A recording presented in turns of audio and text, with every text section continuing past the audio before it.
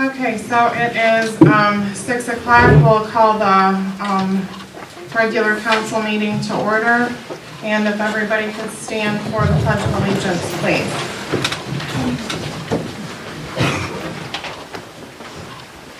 I pledge allegiance to the flag of the United States of America and to the republic for which it stands, one nation, under God, indivisible, with liberty and justice for all.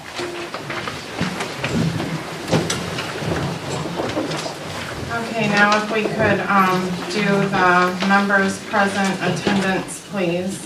Baraco. Here. Shimataro. Here. Light. Here. McAfee. Here. DeCafferty. Here. Others, Wilkerson, Sheriff, and me. Okay, and now approval of tonight's agenda. Make a motion to add the Parks and Rec to the agenda for discussion. It's already on the agenda under reports is where we can talk to it.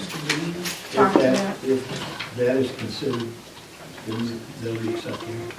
Yes, Sherry and I have already talked about that, so. Oh, you're welcome. Excuse me, we need to add the Good Times in Goodrich. They want to add something, do something. Okay, What is the request for the Good Times in Goodrich? We'd like to make our yearly request for barrels, road closures for the festival, a few other improvements that we request. Okay, thank you. Motion to add Good Times in Goodrich to the agenda. Second. Where? Would you like it added? I don't know if that would be under reports or business, probably be at the tail end of new business. ooh, that's, okay, A long way off. Let's do it, you can add it under reports. Okay. under reports. Yes. Okay, so we'll H for Good Times. Okay, so now that we've,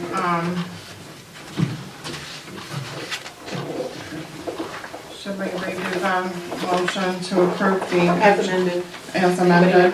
Who did the motion? I did. Do you have an objection to amending the motion? No. Is there support? Support. Okay, As amended. all in favor, say aye. Aye. Any opposed?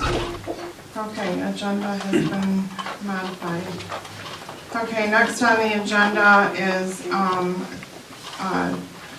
closed session. I make a motion to go into closed session to discuss pending litigation, SIGNAGE versus the Village of Goodrich, Genesee Circuit Case Number 2018-111213-CZ in accordance with the Open Meetings Act, MCL 15.268, as an open meeting would have detrimental financial effect on the litigation or settlement position of the village. Support. Okay, roll call vote to go into closed session, please. Yes. Shimataro. Yes. Light. Yes. McAfee. Yes. DeCafferty. Yes. Jeffries. Okay. Let's head on upstairs, kids.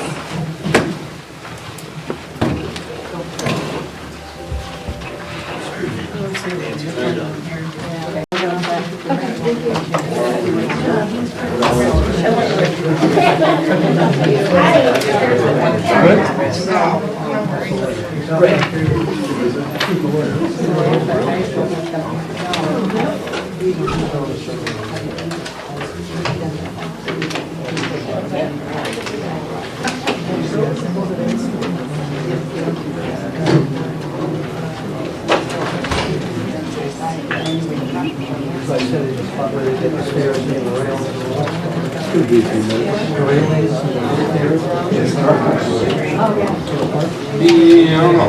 Maybe have some stuff to do tonight. His partner's feeding the horses and taking care of the goats. And Stacy?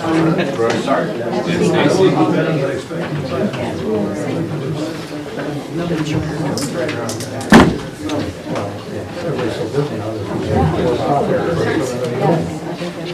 I'll say so. We're getting ready to go back. So much work to done out there. I don't know how, you know, the 24 hours or successful.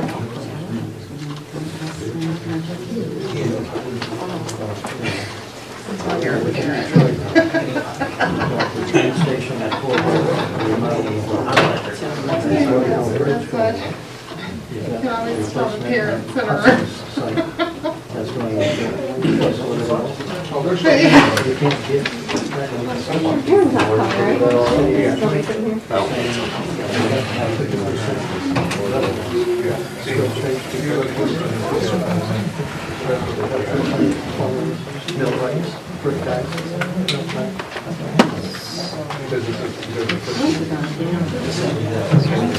What's going on?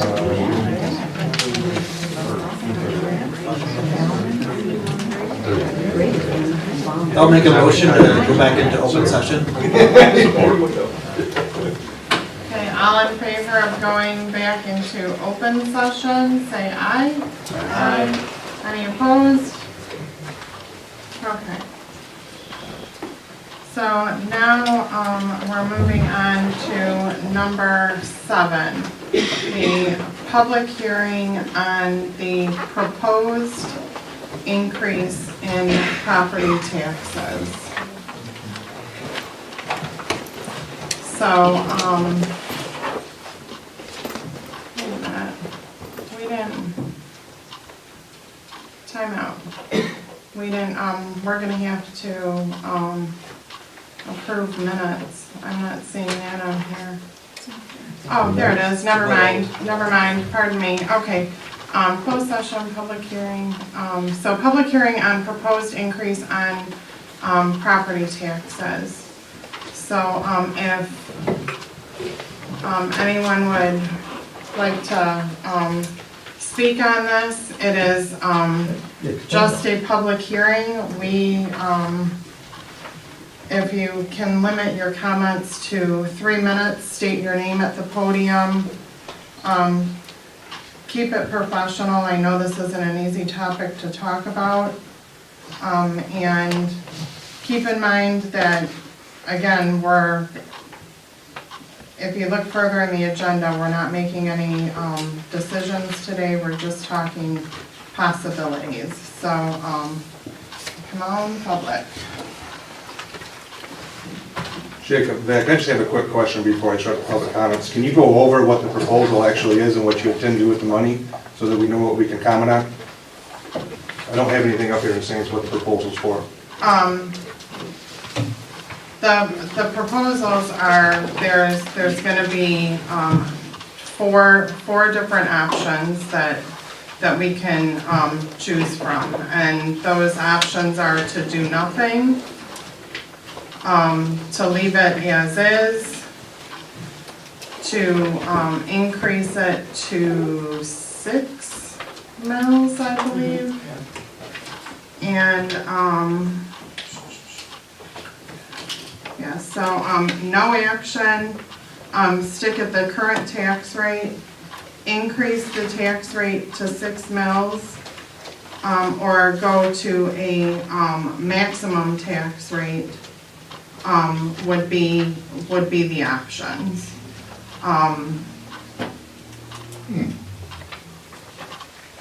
So, He wanted to know what that was used for, right?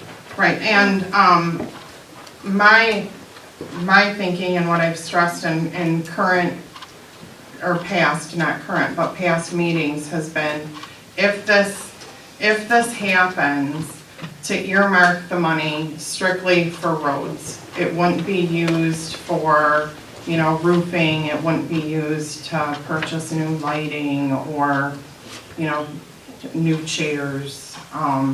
It would be, strictly for roads is what I've always stressed. Roads have been the common concern of the public. It was talked about at many meetings over the winter on how horrible roads were. It's been talked with previous councils about how horrible the roads are in some of the subdivisions around. So in trying to mitigate risk and having everybody go to a dirt road because of failing infrastructure within the village. Roads is what I believe that the money should be earmarked for. So, come on. You could have stood up there. Yeah, I will. So please clarify that, because is this the council that's doing this recommendation on the proposal for the increase in the mills, and that's what you guys want to do the proposal for, is for the roads? Is that a council consent? Is that what I'm understanding? Is that why we're having the meeting? In talking with the village administrator, and talking about how we're going to fund roads, this was an option to be able to fund roads, was an increase. I've always stressed that I would, if a property tax increase should happen, that it should be used for roads, because we don't have, you know, everybody's gonna get charged an exorbitant amount of money, I believe, if something isn't done. If we don't have like a pot of money specific for roads, or start building a pot of money for roads. We haven't gotten to the discussion with other council members on, how they feel about what the funding should be earmarked for, but that's what I believe it should be earmarked for. Okay, then my last question I have, when me and Mr. Light went to the township to ask for like a partnership for the road over there by the fire hall, they were asking if we had a road plan at all. If we put one of those together yet to where this money would go to? I mean, we Not haven't, specifically, that's what we're looking at, setting a meeting, a public meeting, where the money will be spent, roads need to be addressed, where the funding is going to come from, things along those lines. Thank you.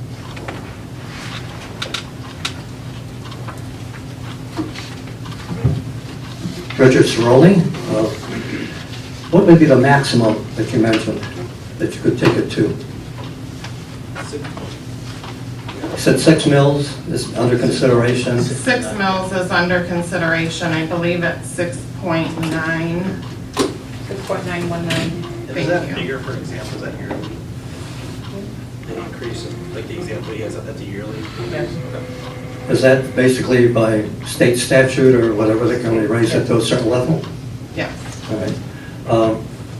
I assume that the special assessment approach was something that was not successful in your thinking? That's what we had at one time to look at. And we were going to have people come out and estimate for each community what it was going to cost. Special assessment isn't completely ruled out. At some point, even, excuse me, even if a special assessment is levied, the roads are going to need maintenance 10 years, 15 years down the road.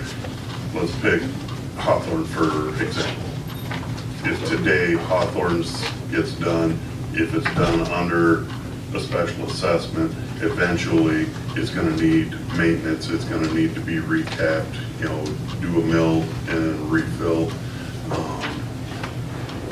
By earmarking this for roads, this assessment for roads, putting it in a separate account, the funds are not available now. This hasn't been done in the past. The funds aren't available now for the village to cover that. What we're trying to do is use some of this money to fix some of the roads at this point in time and have a fund available for maintenance on the roads. So this is basically for maintenance, but you're still considering a special assessment in addition to We're this? looking at a whole bunch of different But options, we might scenarios. we might get double dipped, right? Special assessment and this mill. It's a possibility? I don't know. No. No, what would happen No. is, right now, if we were to do a special assessment, the residents would have to pay 100% because we have no money to help you. Right. This money would be earmarked to help you. In a good time years ago, a community, the county would pay 25%, the municipality would pay 25%, and the residents would pay 50% of whatever the cost would be for a special assessment to pave roads. That's not happening anymore. What we're trying to do is to be able to help at least 25, maybe 50% with this money that comes in for a neighborhood who wants to have their roads paved.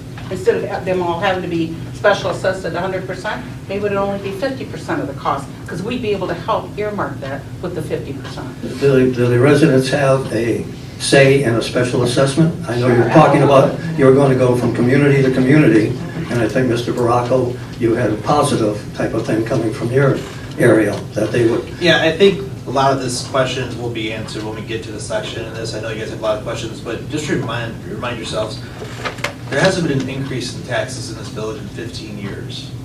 So there's any kind of cost of goods or maintenance has gone up in 15 years. And we have examples in here of what it's going to show you. You think it's a lot, it's $300 a year. That's $25 a month. I go to Starbucks once a week, is more than that. So you might think it's a huge raise, it's not. And like my sub, where you get special assessed around $400,000, this would allow the village to pay half of that, maybe. And then we don't have to pay $200,000 as residents. So it sounds bad when you say tax increase, but remember, 15 years has gone by, we haven't had one. So you got to find the money somewhere. In fact, And the last question, the last tax bill was a reduction. last thing I have is did we apply for that grant that we talked about from the state? I know it's not till 2021 or something of that nature. We were going to apply for that We grant? did, and we got that. They're going to pay Eagle for us. So Hegel was not involved just for maintenance, not for doing, so that's forthcoming 2020, 2021? 2021. 2021. Okay, thank you. But can I clarify one thing? Special assessments, we can't force a special assessment. You have to have 51% of the people take a petition around, and 51% of the people have to approve to be special assessed. We can't just, the council can't just say we're going to special assess. So it has to be 51%. So we'd have to have 51% plus whatever going to happen for the mills. No, 51% of the people have to agree to be special assessed. Okay, but if that and a combination with the mills would be enough to do it and. Hopefully, yes, and they- absolutely, yes. That's the plan. I just want to change the subject. My name is Jim Moore. I live on 10206 Huron Street. I'm just waiting for an answer from the village concerning the park they're putting in my yard. Sir, this is the public hearing regarding property taxes right now. Okay, we'll get to that later. Yep, it's just a couple more things. Jerry Nance, I live on Green Road, and I'd like to make a proposal that Green Road be exempt from village taxes. I've lived there 35 years, paid village taxes, and have absolutely nothing for it. Nothing. Just because I'm in Green Road, it's in the village. County takes care of the road, kind of. You know, there last week I ate dust for a week. I mean dust. I mean, you can't see cars coming down the road, it's so dusty. So I'd like to make a proposal that we be exempt from village taxes. Support. Thank you. Circulate a petition. It's happened before. I would say there, get action by yourself. Well, that's what's the council for. Well, I think if you were to get your neighbors together, come back here, do the silly little paperwork, you'll get a lot more action.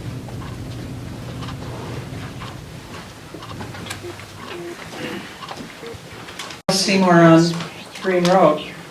What's the silly little paper? Oh, I mean, paperwork, sign a petition, present it. Present it to who? And come to the meetings. I didn't mean. We're to here, sound like it was but mad. this is where I'm at, is if we're in this, go down to the clerk's office in downtown Flint to get the petition or something like that, do you have a support council that will help teach us how to do this rather than doing it on our own? This is what I've been learning, is that if we ask, you'll help us, because we voted you in. I can't do that on my own here, and we have a lot of people that work. Nobody's out walking with me. You said yourself you would be out helping people on Thursdays to go out and walk, and I haven't seen you yet, Doug. So this is where we are, is that I support the Green Road because they want to be off. It's a lot of stress down there. Do you have paperwork? Where would we find that? If you go to the road commission meetings that meet once a month, you can get that paperwork, or if you. But we're here today, and I'm tired of, every time I go to the road commissioner, they're busy tarring my road, and they just did this last week. I'm here, and Sherry acknowledges the sense that I have called in Tim about the road commission, but they're out cleaning up the roads already, so they won't return my phone calls. I've left a voice message with Aaron at the business office, and I called downtown Flint. I've even talked to Mark Young. Please help us with this situation right away. Cheryl, the road commission is a commission that meets every month, just like this council meets. Okay. You'll be able to go before them and speak as you are right now to them regarding Green Road, and they can help you with that, but I'd be glad to let you know when that is and get that information for you. It is the other part of that to let you know, I'm the only one that seems to be out walking. I don't own a car right now, it's not working. So if there's something that you could put into the mail at my house, that would be awesome. Absolutely. And maybe a copy to the Nancy's too, so that we all have something. I'll be glad to help. Thank you.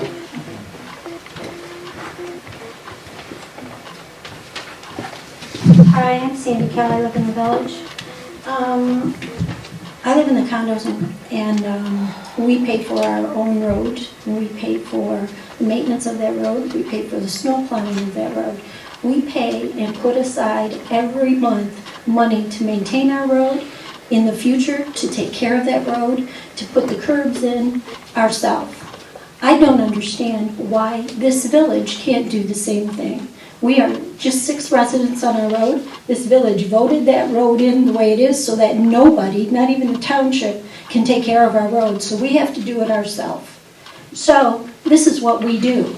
And we take care of it ourselves. And I'm really kind of disgusted. I'm on a fixed income. I don't care if 15 years it hasn't been raised. I don't get a raise. I live on a fixed income. So you're asking for more money, $25, maybe that's not much to you, but on my budget it is. So I'm opposed to anything. If you can't manage what you're getting from the taxes, then I suggest you get budget control and figure out where this money is being spent so that you can fix our roads.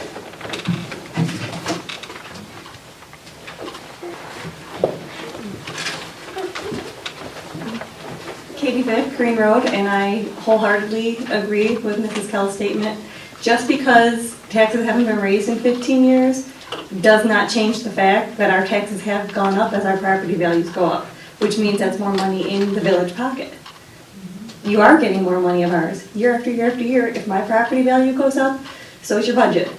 Where is that money going? And that's been my problem for over 5 years, is I've watched this council and I've seen a lot of changes. But what I have not seen change is the way we're misspending our money.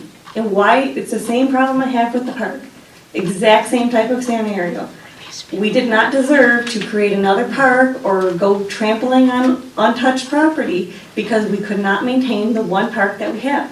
And you can go over there and you can still see the busted fence that's been there for 2 years that nobody's fixed. You can still see the mess, you can still see the garbage, you can still see broken glass.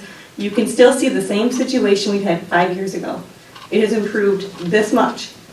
5 years. Committee, a whole to-do about a park, and we still have a crappy park. I'm going to throw more money at you for my road that's never going to hit my road because I'm on Green Road. You're going to take money out of my kids' college, my kids' lunch money. I know it's not a lot of money, but I was told it was more like $40, $60 a year. What's the 300, 400, 600? What was that number that I heard? I'd like to better clarification on exactly how much per house it is. And I think you'd be better off putting a real plan together for the community with your priority roads, what kind of estimate for each neighborhood. Goodrich Meadows, you should get a number so that we know how much they would be special assessed. Because maybe it's not that different than what the taxes are going to be raised for. but it really is earmarked. You can say you're earmarking it, but when you turn around and give anybody raises, it kind of washes the money. It's you raised my money over here, but you threw away a bunch of money over here for something else that probably wasn't necessary. That's my problem, is I don't feel like you guys have gotten a handle on managing the money. I think Sherry's doing a tremendous job of trying to get things in order and offer solutions, but that doesn't mean you guys have to stop thinking for yourselves too. You can't just lean on one person, and I know none of you have formal education and how government works. None of us in this room do. That's the problem, truthfully, with our village. We don't have community involvement. We don't have the knowledge. And if we're not going to all participate and do it the right way, follow the book, get the charter, follow the rules, what are we doing a village for? If we're not going to work together and make it happen properly. If we cannot get our stuff in order, you don't deserve to have a higher budget. That's plain as it is. Like,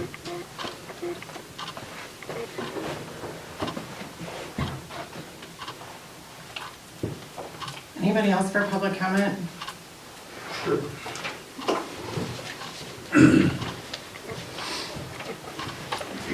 I'd like to, Steve Ucas, Ridge Road. I'd like to echo something that Katie said. We need to put together a plan, and I don't know what you folks have done. I'm not going to pretend to know. You may have done this, you may not have. But I think we need to put together some sort of a comprehensive plan with priority on certain roads. Now, I haven't been through all the roads. I don't pretend to know what they were. When I moved out here, my road was dirt. And then I was special assessed, and the road was paved. And then we've added stop signs, and now we want to put in sidewalks and all that. And I think we need to get our priorities in order, especially in light of the pending lawsuits. We might be getting the cart before the horse. And we need to keep our eye on that ball, because until that's settled, this maybe all be moot. As far as taxes going up, no. Thank you.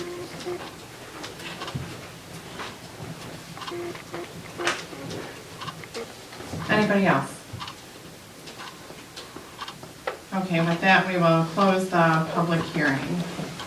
Okay, now moving on to the approval of amendments, approval and/or amendments of minutes for the regular council meeting dated May 13th of 2019, and also the special meeting / budget workshop that was on May 21st of 2019.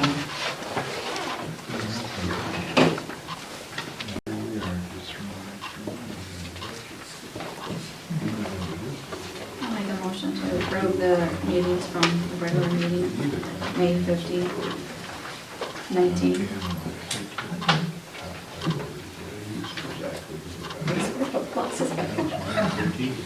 May 13th of 2019. Support. Okay, so we have a motion and support. All in favor of approving the regular meeting minutes, say aye. Aye. Any opposed?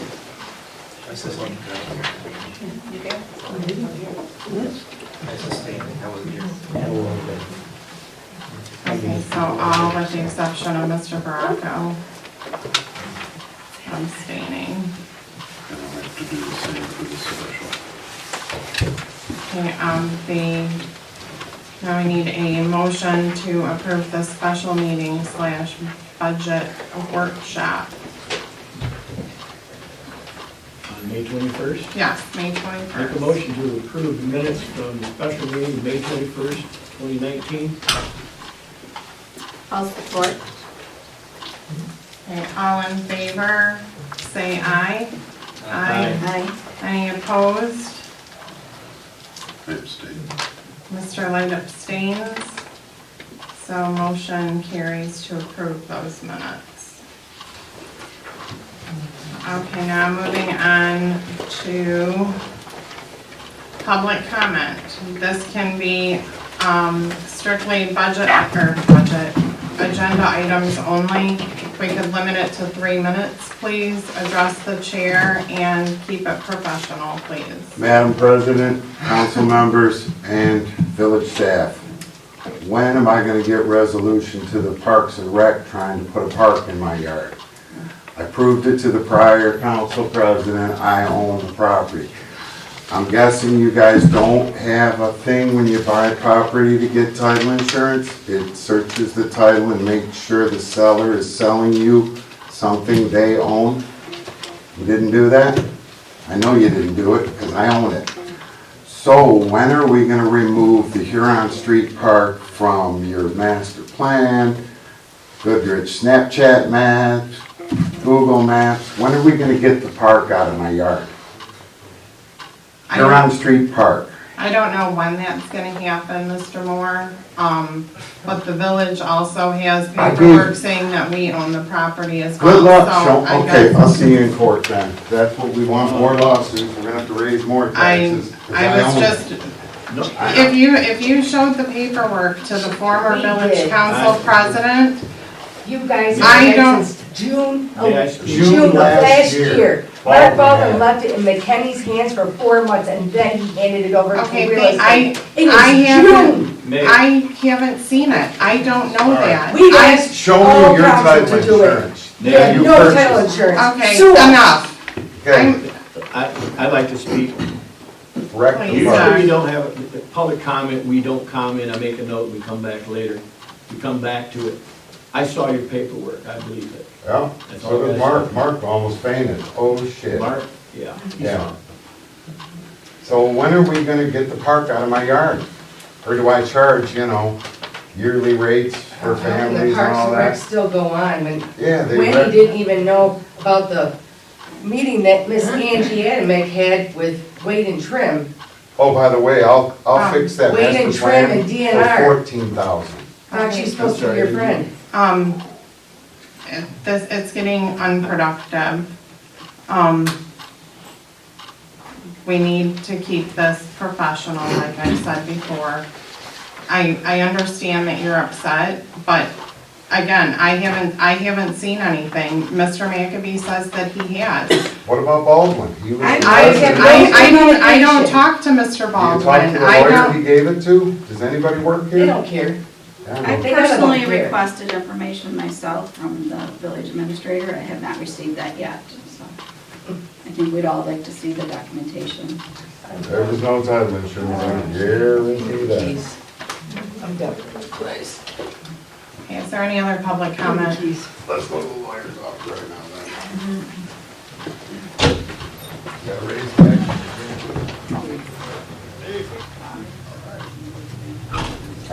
Hello, Mr. Beck. So I'm going to speak on the Parks and Rec. It was my understanding at the last meeting you guys had that there was a motion to continue that committee, and that motion did not pass. Therefore, it would be my assumption that committee is going no more. That committee over the last 4 years has had an opportunity to do fundraising down in our main Parks and Rec area down there, Commons Park. As we know, there's a drain project that's coming through. They had an opportunity to save our residents a whole bunch of money, thousands, tens, possibly hundreds, depending on what they did on the fundraising portion, so that we wouldn't get assessed when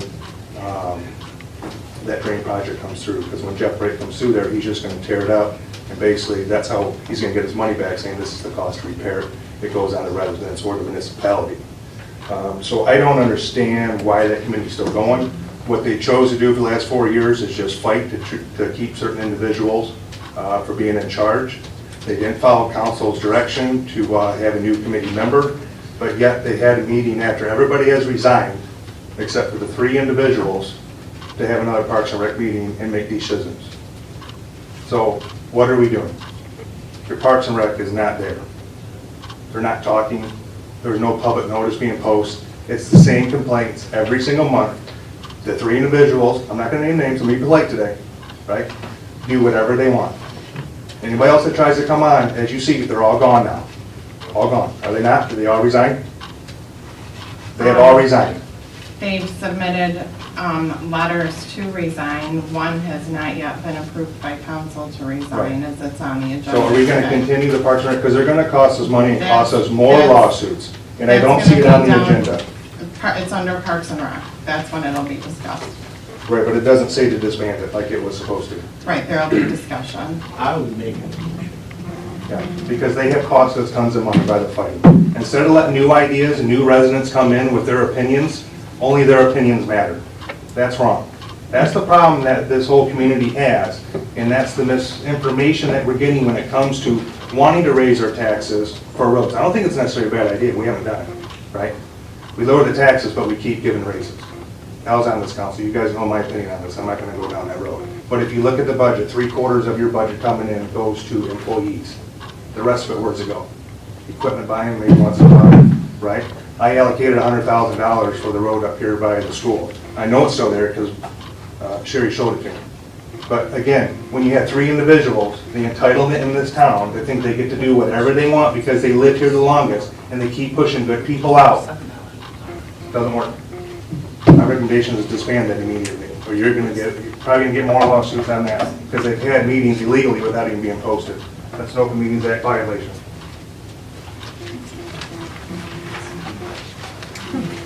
It's my turn. Yeah, as far as the Parks and Rec goes, yeah, after our last meeting, what I believe occurred was Mrs. McCafferty motioned to continue with the Parks and Rec Committee, and that was not supported. That motion did not pass. No, it didn't. So why would a Parks and Rec Committee, if you motioned to continue it and it did not pass, that's dead in the water. You did not have enough members to continue. And I found out today that not only did you continue having meetings, we're supposed to have a minimum of 5 members. We didn't even have 5 members appointed to the committee. How are you conducting business like this? What you need to be doing, what you need to be doing is contacting your attorney for a cease and desist on Angie Adamick immediately before she gets you sued. Because I'm telling you right now, I have lawyers that are willing to sue over this latest violation. And the list goes on and on and on and on. And this is not going away. The people that quit the committee aren't going away. They're going to be at the meetings. I will be at the Parks and Rec meetings if they continue. And I will pick at every single thing you're not doing wrong, or not doing right, because you're not doing anything right. You're not following any protocol. You're not trying to be legal. You're not trying to do what's right. It's about control. And as long as they continue to have a chokehold, our community is going to continue to suffer. And we need to stop. We need to cut that, and we need to move on.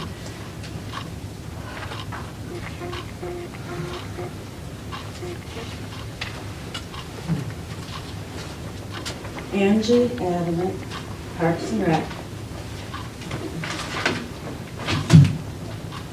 In spite of the headwinds and the accusations that are coming from a single source, that they're completely... Single source, they just walked out of the discussion. I'm sorry, but come on. Yeah, really. We let everybody else speak And without... how many resigned? A single source, though. Let's be We honest. let everybody else speak without comment. Let's offer the same courtesy to those wishing to speak, please. The park property on Huron Street is a council concern. It is not a Parks and Recreation concern. Despite these negative headwinds, and because the council is discussing dissolution of the Parks and Rec Committee, for which there are still 5 members on the Parks and Rec Committee, I just wanted to say to that end, the Parks and Rec Committee, which was formed in 2015, have done an enormous number of things for our community. We have a long list.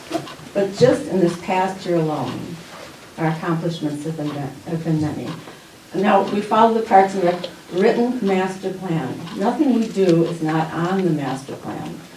We are a committee of volunteers who serve the township. We're not elected, the village. We are not elected officials. We don't go by the same thing that elected officials go by. And we have not broken any laws, and there can possibly be a lawsuit against us. However, that's not what I came up here to say. I just feel like I have to respond to that. In the last year, following the Parks and Rec written master plan, we have opened our long-awaited new park, Friendship Path, which is a nature preserve. When we opened it, we had the Parks and Rec Committee decided to make this a community park with community involvement. We welcomed in students to do projects for the preserve. We had Boy Scout Gordon Brown and the Boy Scout troop come in and put up 21 high-quality birdhouses that they're very proud of. Them, Cameron Bellamy, Boy Scout, and his Boy Scout troop, came in and put up a series of benches with a podium for an outdoor classroom for the nature preserve. beautiful job. They're proud of it, we're proud of them. The Reed Elementary School participated in naming the Friendship Path through a contest that they had in school. And then they painted beautiful, beautiful blue rocks and carried them down to the nature park to put at the front of the nature park. We're doing nothing but community involvement in this park, and we love it, the community loves it. We have 2 seniors that have planned capstone projects ready for the park. They've been working on it, but they hear all this stuff going on and they don't know, is the Parks and Rec going to be abolished? Can they still do their projects? You know, it's confusing to everyone. We contributed to downtown Christmas participation with our hat and mitten drive. We're proud of the public involvement that we've inspired and the work that we've done as volunteers in this community. We're volunteers, we're not paid people. We put in a lot of hours on what we do, we put in a lot of thought and a lot of planning, in spite of the headwinds that we're against. And we would hope that the council would be proud of this public involvement that we've done for our community and supportive of this committee as well. Thank you.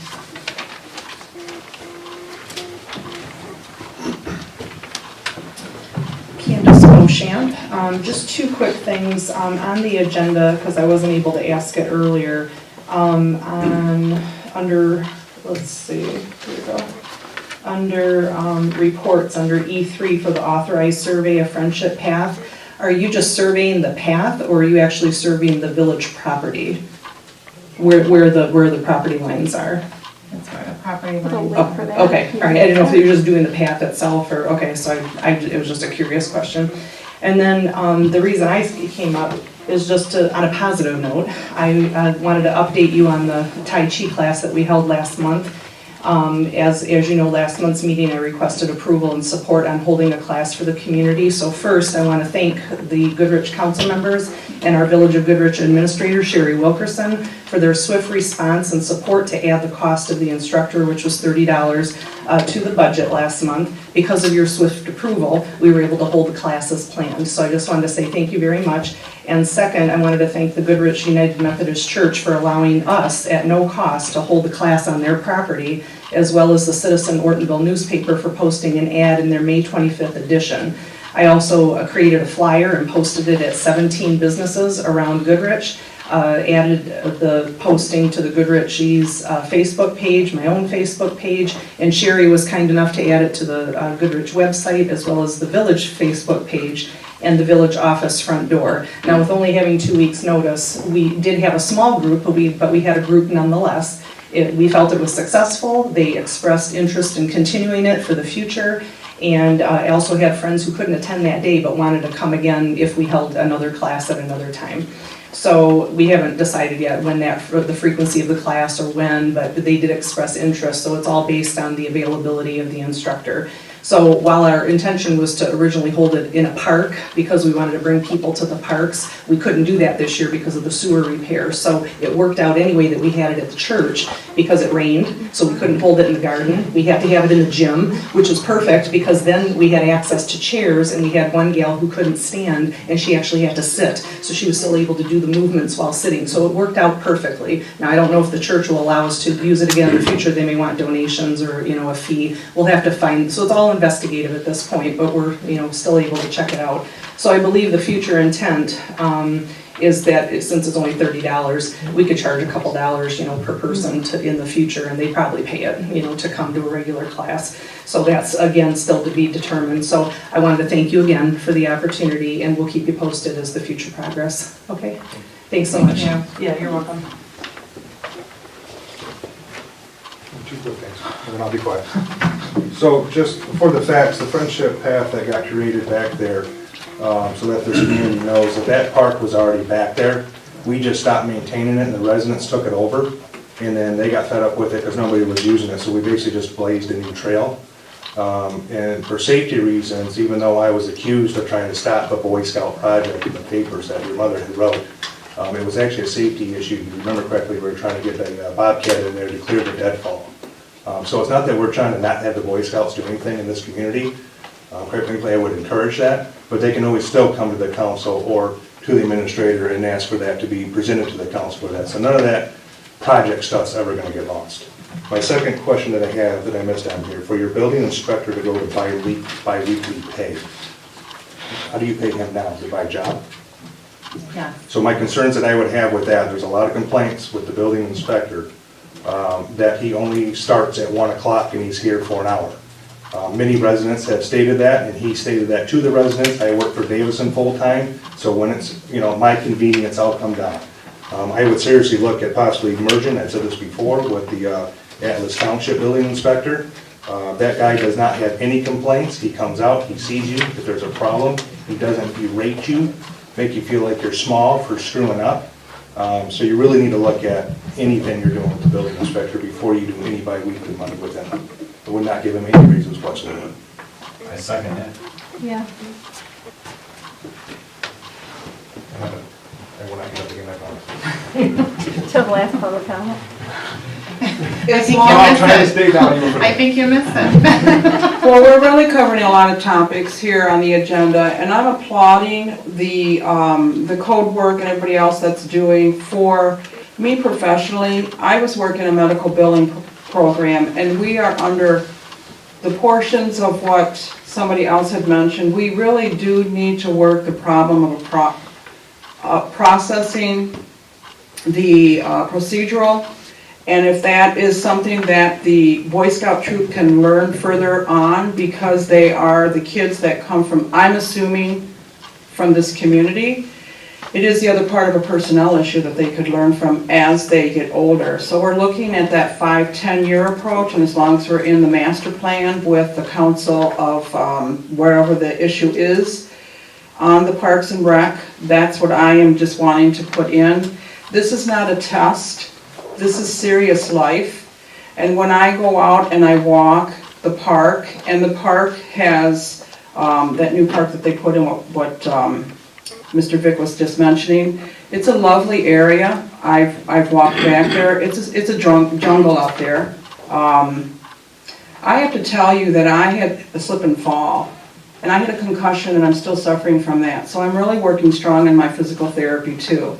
I know there are a lot of mothers and fathers out there that don't understand that if they do get up and move, this is the other part of the time that I am just giving this other information to you, because it is the personnel issue. And the survey, these are just teaching our young children with the Eagle Scouts and the Girl Scouts that Doug McAbee and his wife, Lori, thank you. I just have a quick comment too. The authorizing the survey for Friendship Path, haven't we already built that into a park? Shouldn't we have authorized a survey before we started blazing a trail through it? I mean, that's I didn't think that was a good idea. kind of foolish to be talking about that now. Just Remember I asked for that? a point of the management issues that we have, that we need to Because I had get concerns our... that it was in the cemetery and only certain individual had places. Anything else with public comment? Okay, so we will close that round of public comment. Thank you all. Now moving on to receiving the treasurer's report.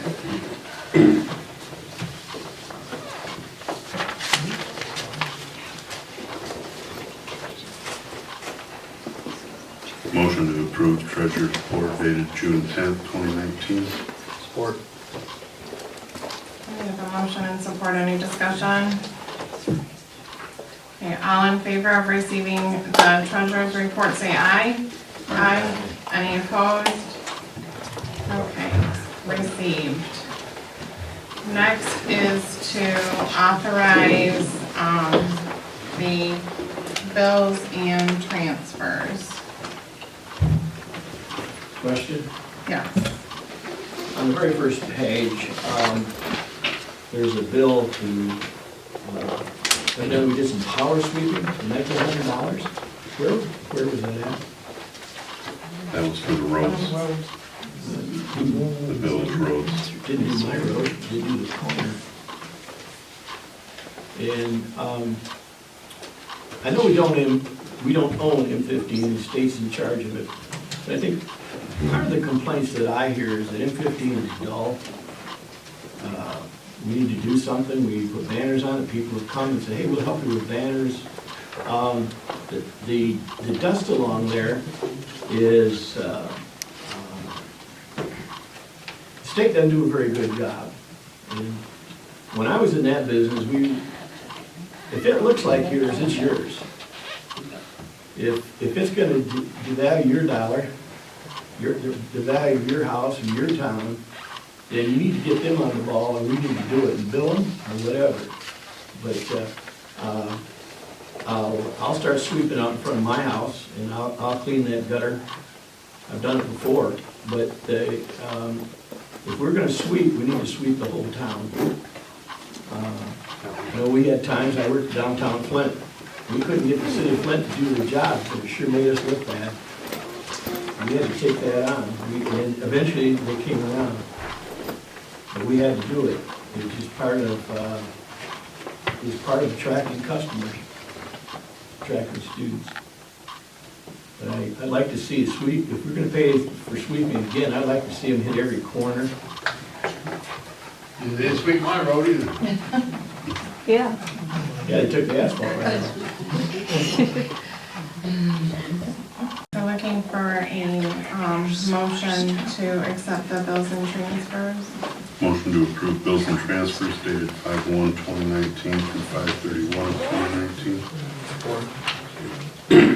Okay, we have a motion and support. All in favor, say aye. Aye. Any opposed? Okay, motion carries. Next, we're gonna go through the report section. So we have the administrator's report.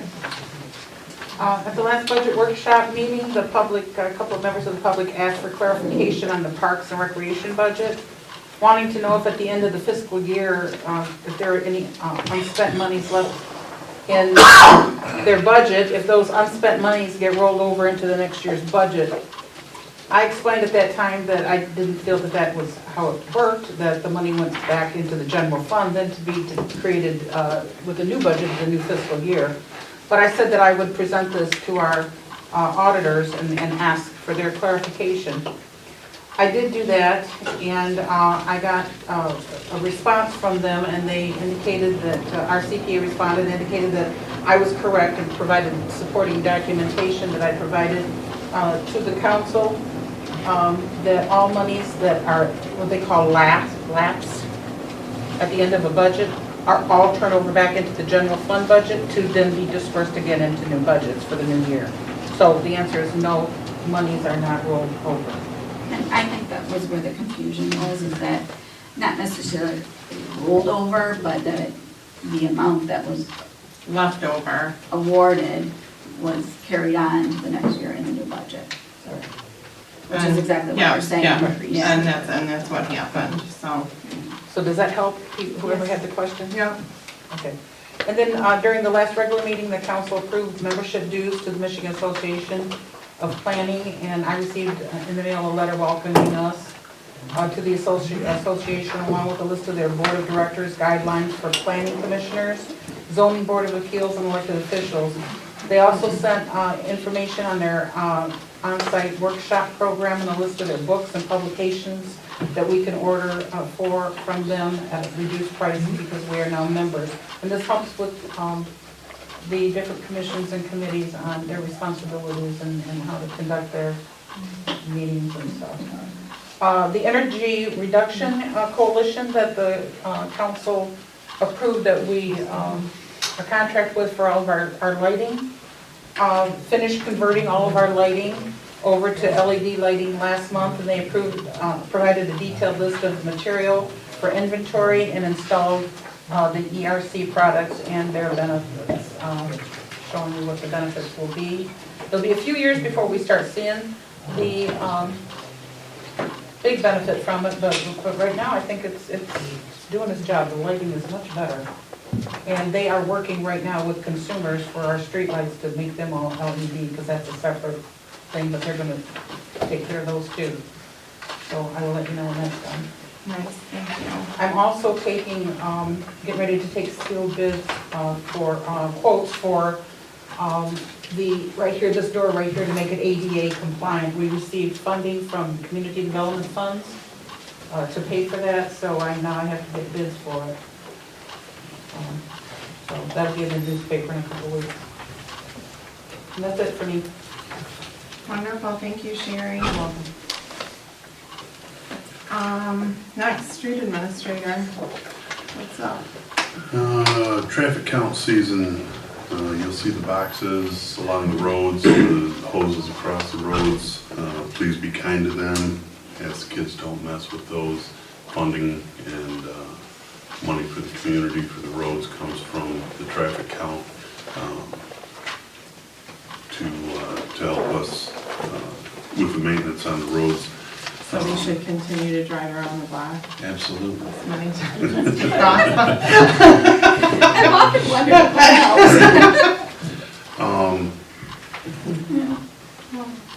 Might fall under the sheriff's department report, but it is that time of year, kids are getting out of school, after hours mischief, don't forget, lock your doors at night. It's a nice, quiet community, but crimes of opportunity are out there. You leave your doors unlocked, somebody's likely to go through your ashtrays, through your glove box, through your center consoles, and take stuff that's not nailed down. They're not necessarily going to smash a window and create a whole bunch of attention.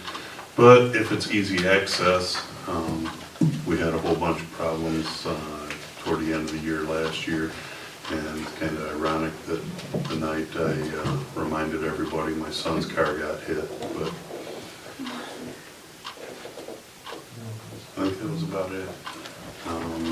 There'll be some more into the DPW report. Okay, so let's move on to DPW report. Mr. Maine, you have the floor. Yeah, I just want to comment real quick on the street sweeping. I can mention to them, they usually do the aprons far as M15 goes to south, that state. But Aaron and I do attend the county meetings, and they said they do one sweeping on 15 a year. And usually if you want more, have residents go up to the MDOT office on the corner of Potter and 15, and complain. And he said, well, try to get out here again. So I never knew that, they told us that, so. I'll do that. Okay, yeah, we talked to Anthony, and that's what he told me. So. That, we did some grading recently. We've done Dutch Road, Pontiac again. We got chloride down, so you don't like to disturb it too much. I know we're getting ready to put limestone, but again, the weather's been so rainy, Mike hasn't been able to ship us stone. So we're kind of waiting for the weather to get on limestone. You've done some mowing, a lot of trimming. We did the guardrail in 15 here.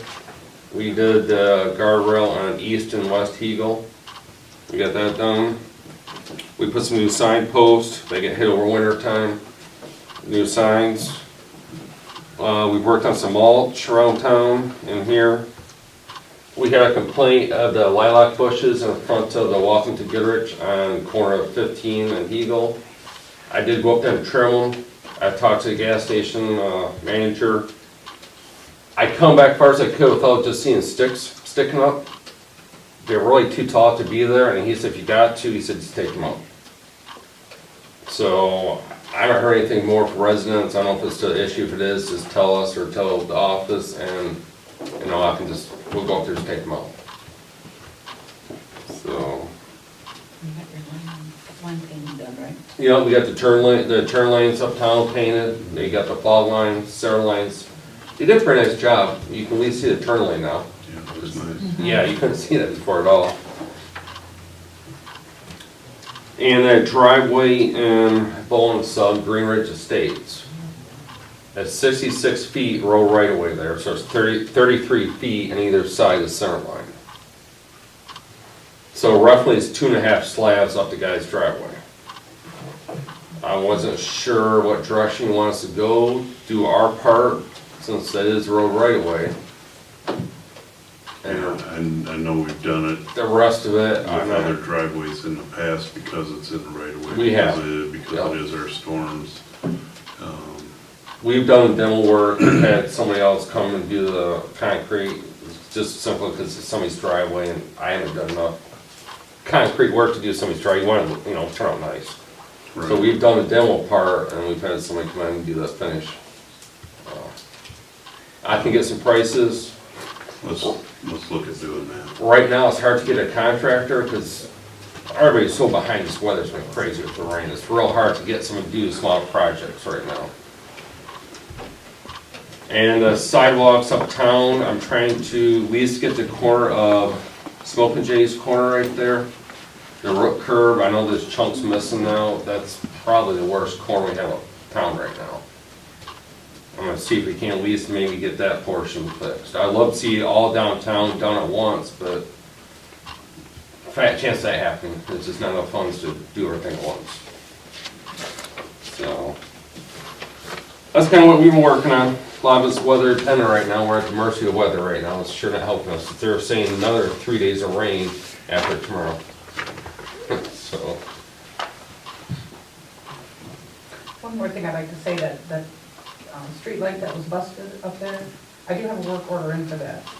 So it takes a few weeks, but they do have a work order in. Yeah, that's consumers, and that was it Last year. last, yes, they're nowhere over a year. It looks really attractive with the duct tape. Yeah. Oh, that's fancy. Okay, thank you, Matt. You're welcome. Code enforcement report. A lot of grass cuttings, dumpster overflows, trailers being moved,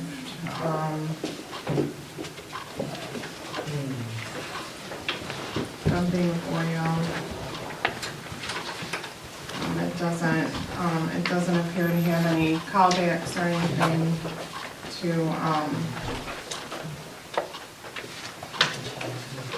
get with. So, code enforcement report is there. Parks and Recreation Committee report, Wendy. At the last Parks and Recreation meeting, we discussed bids for the installation of the staircase at the Friendship Path. I'd like to make a motion to authorize the clerk to seek bids for installation of staircase at Friendship Path. Prior to getting to that, I know that wasn't here the last meeting, but I was able to watch the video. And I know you guys had a stalemate on continuing or not continuing the Parks and Rec Committee based on some of the interactions that have gone on. I feel that vote, obviously, since I wasn't here, maybe we should retake that vote, but in light of what has happened, I feel that we need to look at everything before we move forward. So I would like to redo that motion to suspend the Parks and Rec Committee with allowing them to finish their Friendship Path grant, but going forward, not adding any more members, just finishing what they've had, and at that point, we can decide what we want to do with the Parks and Rec. Is it the Friendship Path or the ADA? Or the ADA compliant thing down in. Correct. Sorry.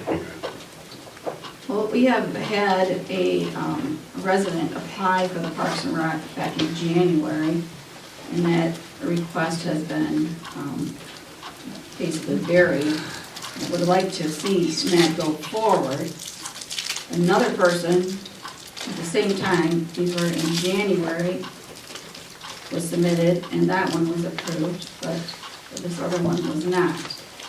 So, and we would like more members. In fact, I've requested younger members of the community to apply. And we've also sent out flyers asking for people to apply, and it's also been in the newspaper for people to apply to join the Parks and Rec. I believe there's a motion on the floor. Is that correct? Correct. All right. I'll second that. I would suggest that you add an amendment to that you suspend operations to the completion of the path, and that any communications should come through the office, should be sent to the village manager. If there's any meetings going on with the public or with contractors, they should be in the village office with the village administrator there.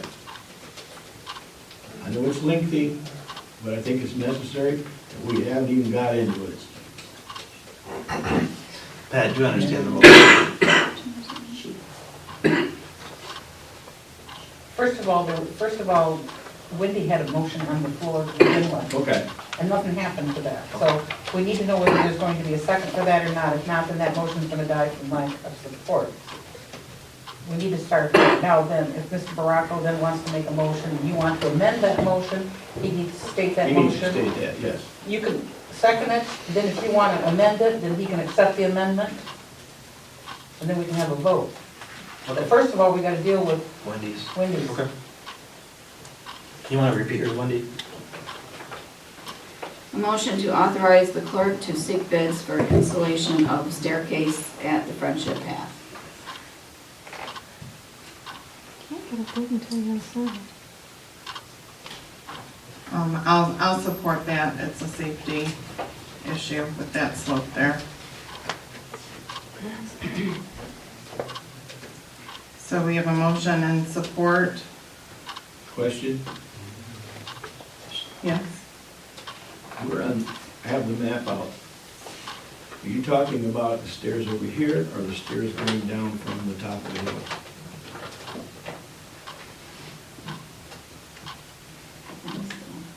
This is the... That's the thing there.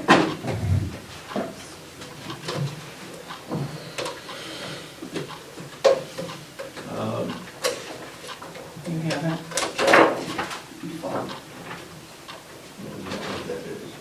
No, not that. That's Not that one, okay, well that, That's yeah, different. the map's incomplete. We're talking about the steep bank here. Okay. Which could be done about the entrance, which is not handicap compliance.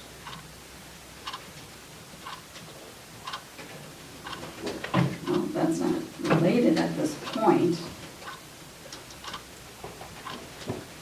I know, I was just reading it, and I was looking at your map, and the map is cut off. I wanted to know, so you're talking over here. Yeah, there's that steep hill there that is being eroded. And as Shannon said, is a safety issue.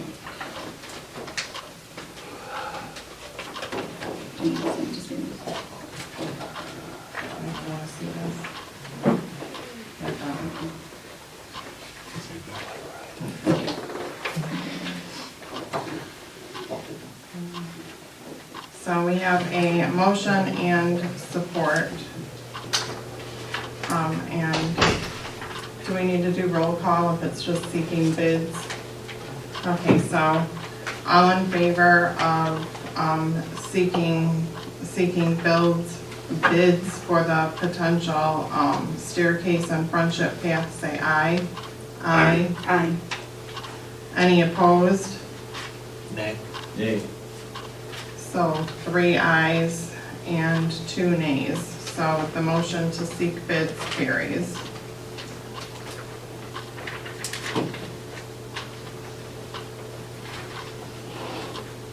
Okay, the other item that's been discussed Well, is... we got the second motion. So you want me to rephrase the motion? Motion is to suspend Parks and Rec an exception of them being able to complete their handicap grant. DNR? DNR grant, yeah, I think that's the words. To further figure out what council wants to do going forward. I mean, it could be nobody not suspended at that time, but the fact that we've had 5 quit within 30 days, we have to do some more investigating and figure what's going on.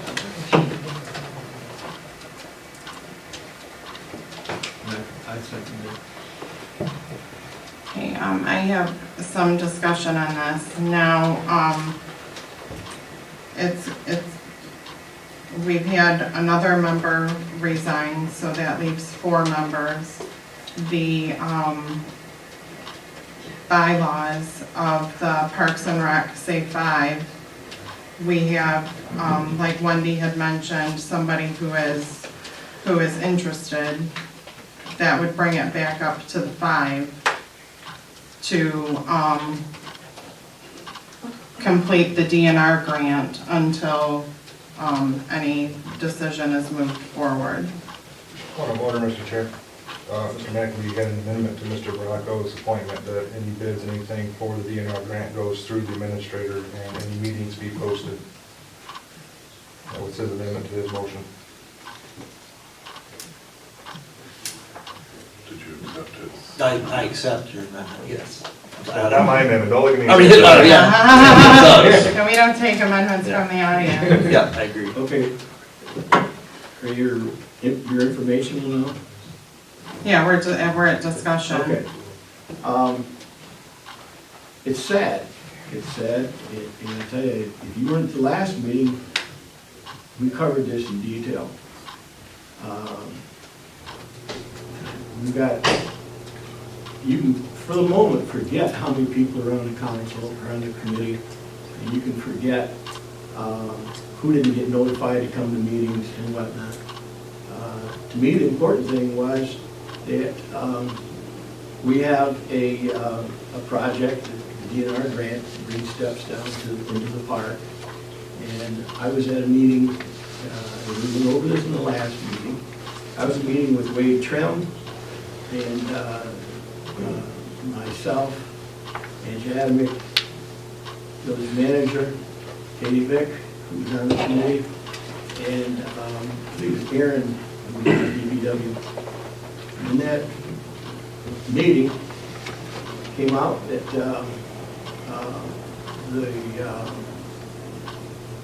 we have to give some money, our share of the grant. Grants aren't free. And we got to a point, and well, we have to have a local bidder has to win. And Wade Trim, representative, said, it'll go out, the state will send it out, it'll go back to the state DNR, and they will send it out, and there will be a bid process, and they will select a general contractor. And that general contractor will select who works for them, the different trades. So no, it has to be the local contractor. They're going to give money back. That's probably not the right phrase. They're going to donate money back, and we're going to use that money as part of our money towards the grant. Sherry, is this, because I wasn't at that meeting, is this, because I've heard conflicting, I've heard like two different stories, and you were at the meeting. We were at the meeting to discuss what the materials would be for the hand railing, and that's what the meeting was for. Okay, it was for the meeting for the hand railing. The materials would be used, if I remember correctly, it's been a while. Yeah, it was about which material, how high up, and Right. whatnot. Right. And where we're Maintenance free, process, maintenance the free, next and all that. steps and whatnot. And then the discussion And led then a to, discussion, and we have to have a local contractor. No, That's because the local contractor already Let the donated. truth come out, let him speak, please. Well, the truth is not the the process, the truth. Local process, contractor volunteered, it's called in-kind. that's right. Gave this. They volunteered, And then but it if they don't get also- selected, No, it was already in the DNR grant, already approved. And then No. also with that, you get funds in return. yeah, you get funds reimburse returned, you. but the cement contractor was not selected. The contractor gets to pick who, they go in, they go back and they get their pardon me? Who they subcontract with. Who they subcontract. And they said, well, that won't work. Well, we'll get them to bid low, then we'll give them the difference. Well, that's kind of like racketeering, price fixing, and the man, yeah, you're laughing. I used to work with a Lucrezio, I've seen it all the time. And so okay, and we have our administrator shaking her head saying that I that. don't recall that. I do, I definitely do. yeah, and well, the fellow from Wade Trim kept saying, no, that's not how it works, that's not how it works. Right, That's not how it works. You can't step in front of the contract, you can't, in the first place, you're not involved. You mean we've done all this, we've got all this far, we're down, we're getting closer to the end, and we may not have the money right. But, What is, I mean, I understand that you what want. I'm saying is, besides chasing people off, you know, we haven't even brought up the benches yet, or the Well, bench. We're currently, we we're have, discussing the, no, we need to get this under control. I We asked understand, at the but we have a last motion and discussion to, suspend the Parks and Rec Well, let's just say there's a until the lot more. DNR grant is That's just completed. one of the 5 or 10 items. And we're going off topic. No, he's discussing the reasons why it needs to be disbanded. That's right. He's giving examples. But the motion was to suspend until the DNR project is completed, so it's No, contradictory I to the think- motion that was made, is my point. No, what I'm saying is that that's the only thing they can work on. It's the only thing, it's not until, it's the only thing. It was until further investigated, until we decide if the Parks and Rec is going to move forward. Yeah. So suspend the Parks and Rec, let them complete the DNR grant, and then further investigate to figure out if the Parks and Rec is going to move forward after the DNR grant is completed. Correct. That's what- With the intent that that's the only thing they work on. You don't Right. need them, the administrator can That's do what that. that's what we're discussing, and to have I mean, in the, like I said, in the bylaws of the Parks and Rec, mission statement, it's a minimum of 5. So we have one person who would like to be appointed to get that back up to 5, just to be legit with the membership, to work to complete the DNR grant. That was my discussion. It wasn't to, outline the wage trim meeting. Well, there's also the friendship path that we have, is some items that still need to be, that they were formally approved, that still need to move forward to protect the individuals that live there by the park. So you're Those just things gonna ignore that now? Those things can be taken care of Those under things the will just have administrator, to go then we through don't the- need the Parks and right, Rec well, to they've got to go put through the signs in or administrator. to do a survey of this property. The council couldn't handle those. Should have been surveyed Okay, before we started. Should have okay, invited the neighbors to a meeting, as the state suggests. All that was skipped by a few people who don't invite everybody to the meetings. What do you mean don't invite? There's meetings that, minutes that go out You don't want every to, meeting. There's Okay. agendas that go out. okay, time Yeah, out. We still have There's a lot more to suspending it. the Parks and Rec to complete the DNR grant until it's further investigated to find out if the Parks and Rec is going to move forward after the DNR grant is completed. The discussion was bringing the membership up to 5 to comply with the mission statement of the current Parks and Rec. If we're gonna let the Parks and Rec continue through the DNR grant, we should be compliant with membership as well. That was my point of discussion. Okay, if I may further amend the motion to suspend and have the administrator take over the overseeing of the DNR grant. There you go. That way there's no confusion about, well, this falls under the grant, this doesn't fall under the grant, I'm doing this. If the motion carries, the Parks and Rec will be suspended and the administrator will assume the duties of overseeing the DNR grant taking place in the park. So Pat, just That way there's no confusion. Do I just say accept? It'll be all or nothing. Okay, I accept that. I accept that. Shirley, you said you could do it, so I already accept that. Well, then your next move that you've said is that you wanted to hire a Parks and Rec director. We don't have the money to hire a Parks and Rec director. Wait, that's not on the table, that's on the table right now. That's not on the table right now. That's your plan. I don't know if I plan. Okay. We're getting unproductive and off path. No pun intended. talking about friendship, yeah. Yeah, do you need it read back? So the, If any of you want to read it back, go ahead. Yeah, please. Because now you're just it was suspending. suspending the Parks Completely and Rec. suspend Parks and Rec. Okay. And the administrator will take over the duties of the DNR path. And all the other Well, any And kind of oversee. projects. And Yeah, sometimes we- it's to be handed over to the administrator Absolutely. by, Okay, that kind of, okay. And it's still Baraco and McAfee? so he does support thing? Yeah. Yeah, the motion Okay. support. Is that kosher? Okay. I think that's a lot of work for one person.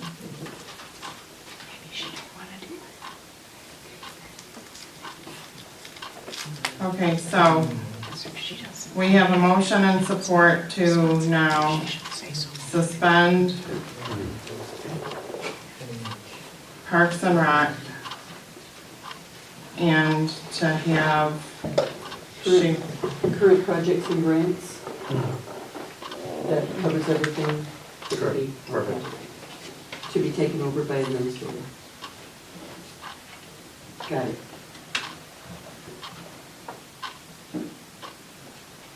Okay, so we have a motion and a second.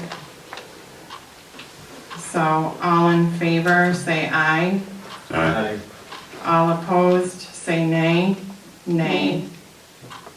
So we have 3 ayes and 2 nays. Motion carries.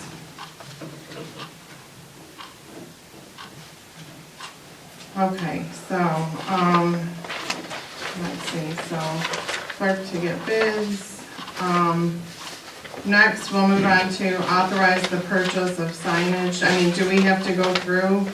Well, it's under $500, so Sherry can get the signs. The survey will likely be more than. Right, the survey will be more than $500. So, let's move on to authorize the survey of the Friendship Path I thought we for, had already authorized that at the last meeting. I thought that this had already been done too, but, do we wanna do it Motion again?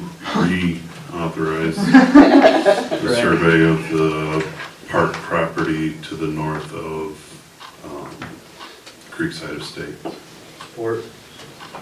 Okay, we have a motion and support to authorize the survey of Friendship Path. Since this is gonna have to, deal with money, let's do a roll call. Baraco, Yes. Shimataro, Yes. Light, Yes. McAfee, Yes. McCafferty. Yes.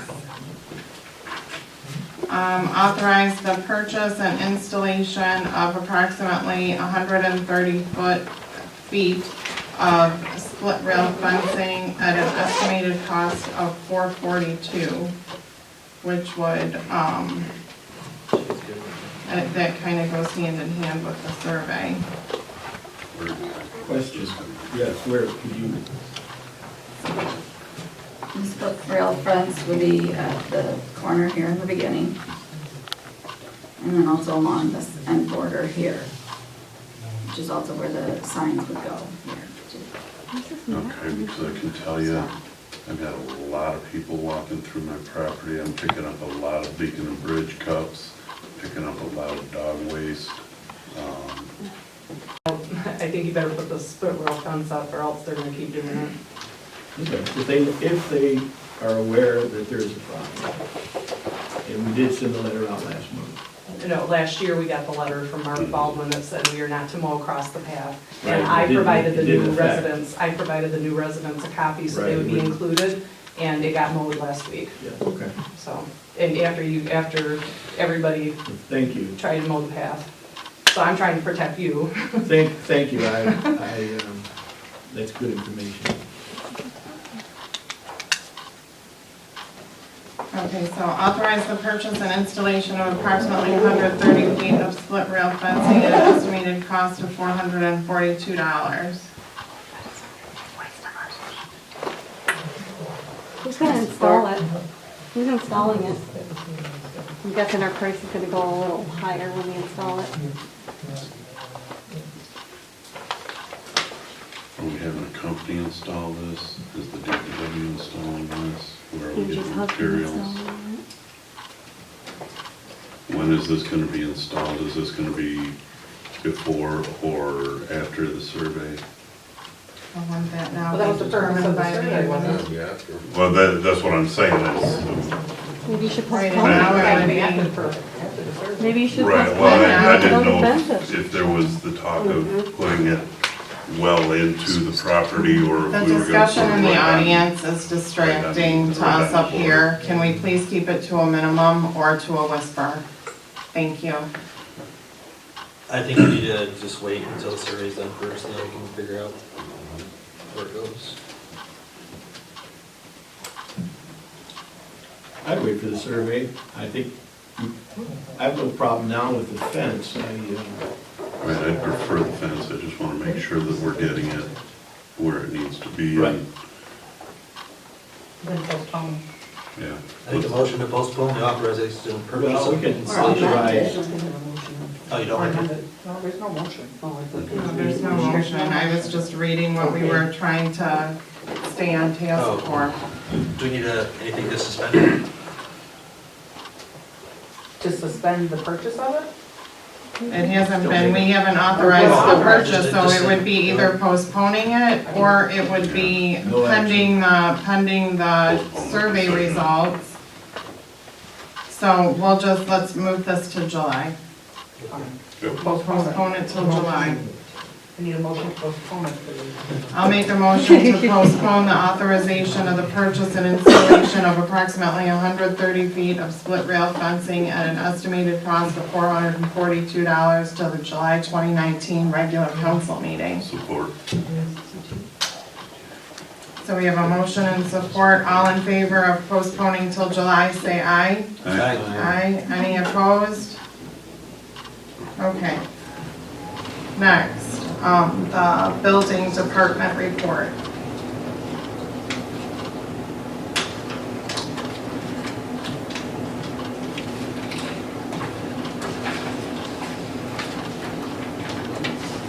Everybody have a chance to look at this?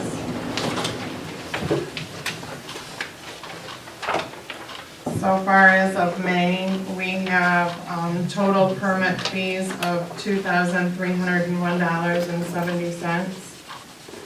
The estimated construction value or total construction value of $286,500. Permit fees for the month of May was $1,722.50. And the construction value prior to the new permit in May was $283,000. So that is the building department report.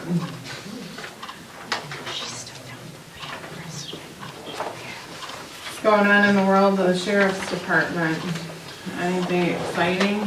We have a new detective who's been assigned down here. I've talked to him about a couple of separate issues. Once again, lock your doors. Let's try and keep our officers not as busy taking larceny from our local complaints. And it's just something that can simply be avoided very easily. Our new detective down here's a good friend of mine.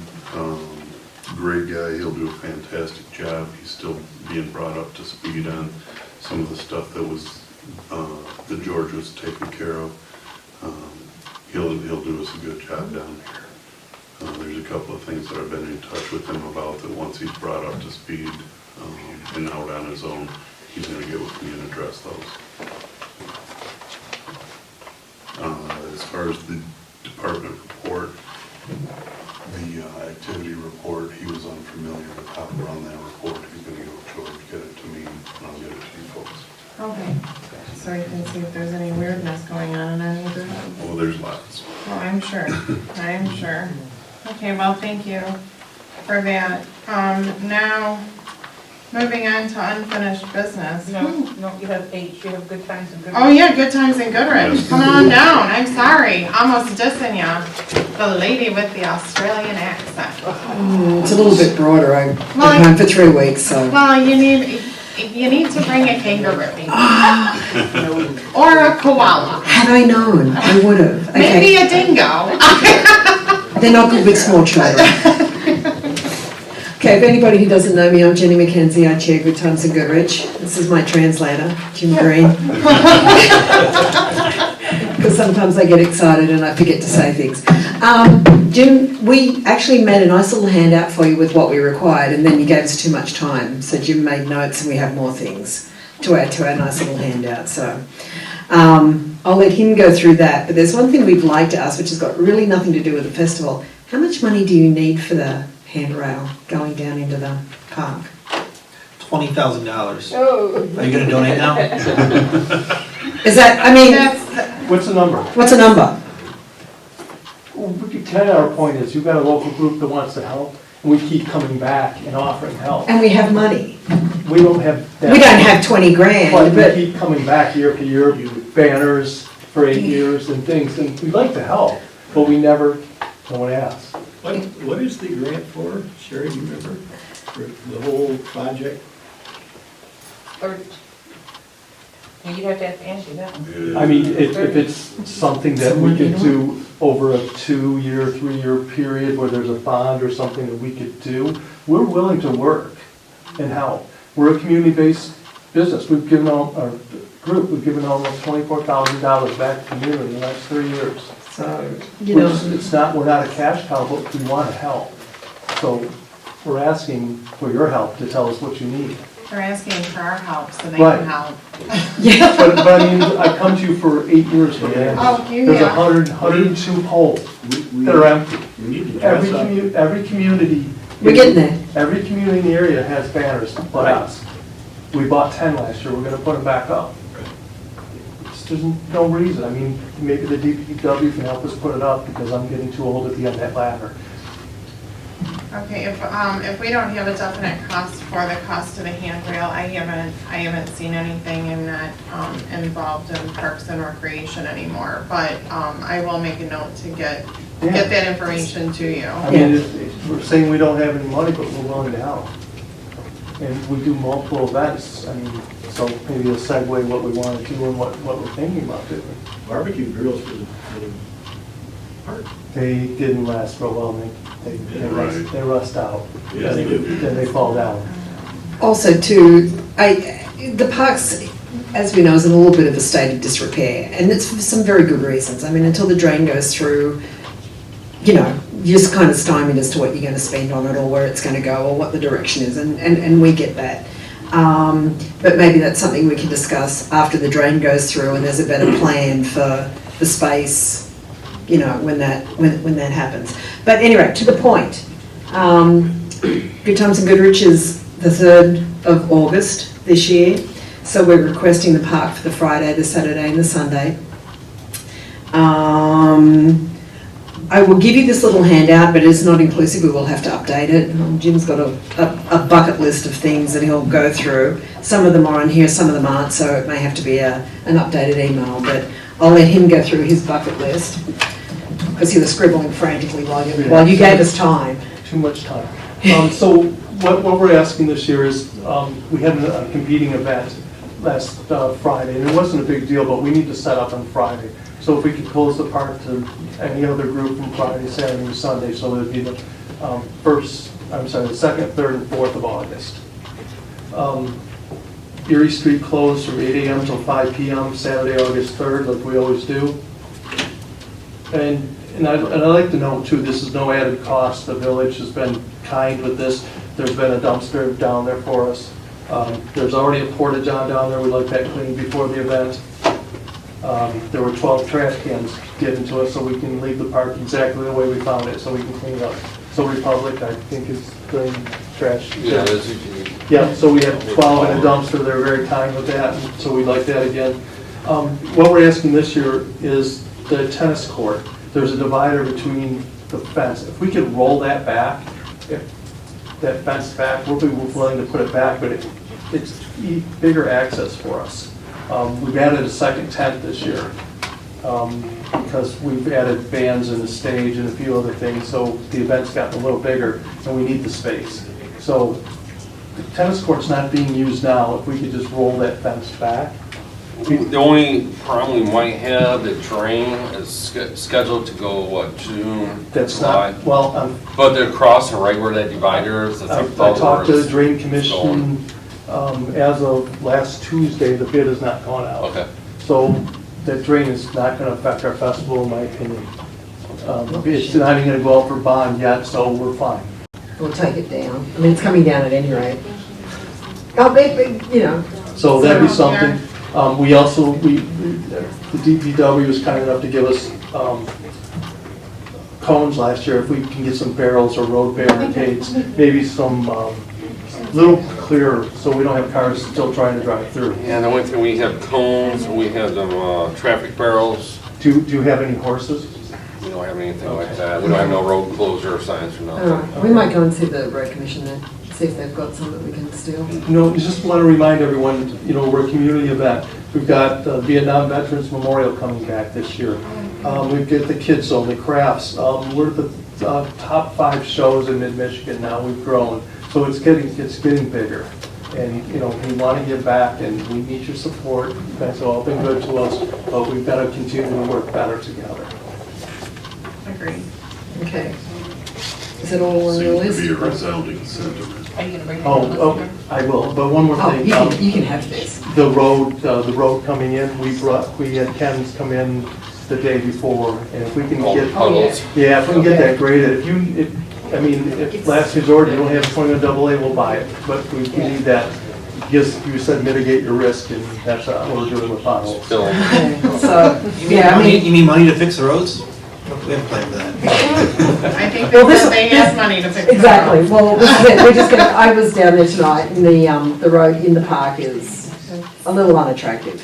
But again, we understand why. It's not something you're going to be spending money on until you know what's going to happen. But we'll get a hold of Ken's if that's okay with you, and we'll just dump some aggregate or something into the potholes just to Unless you can make grade it. I mean, I don't want to pay for something if you're going to do it. No, I mean, Yeah. the interest is blacktop right there, but I mean, I know what holes you're talking about. We Yeah. can fill the holes. Okay. Yeah. Well, we'll work on it between now and then. Yeah. Some fill Yeah. Yeah, we just had Ken's come in and dump in there. Yeah, We probably exactly. should do that again sooner. So, we'll roll that out. I also, in that thing that I've given some handouts to Sherry and that, which you can hand around later. We've also put in for some stuff for downtown Christmas, we're taking that in conjunction with the Chamber of Commerce. So there's some requests for that. That is post this festival, obviously. So we'll be back again before you for that. We want to turn that into something more like the August festival. We would like to put up some more banners, the Welcome to Goodrich and the festival banners. And we will, again, apply for a beer, wine and spirit license from Lara. I'm waiting for, it has been bonded with our insurance agent. I'm just waiting on, I sent the checks off, so I'm just waiting on that. The village will be named in the insurance policy. You'll get a copy of the rider for that. And of course, we'll order extra sanitation stations, and we're not going to rely on the one that you have sitting down there. And I think that's kind of about it. We got anything else? Any questions? I guess comments, concerns? Thank you very much. That's all right. Yeah, I tell you, that's great.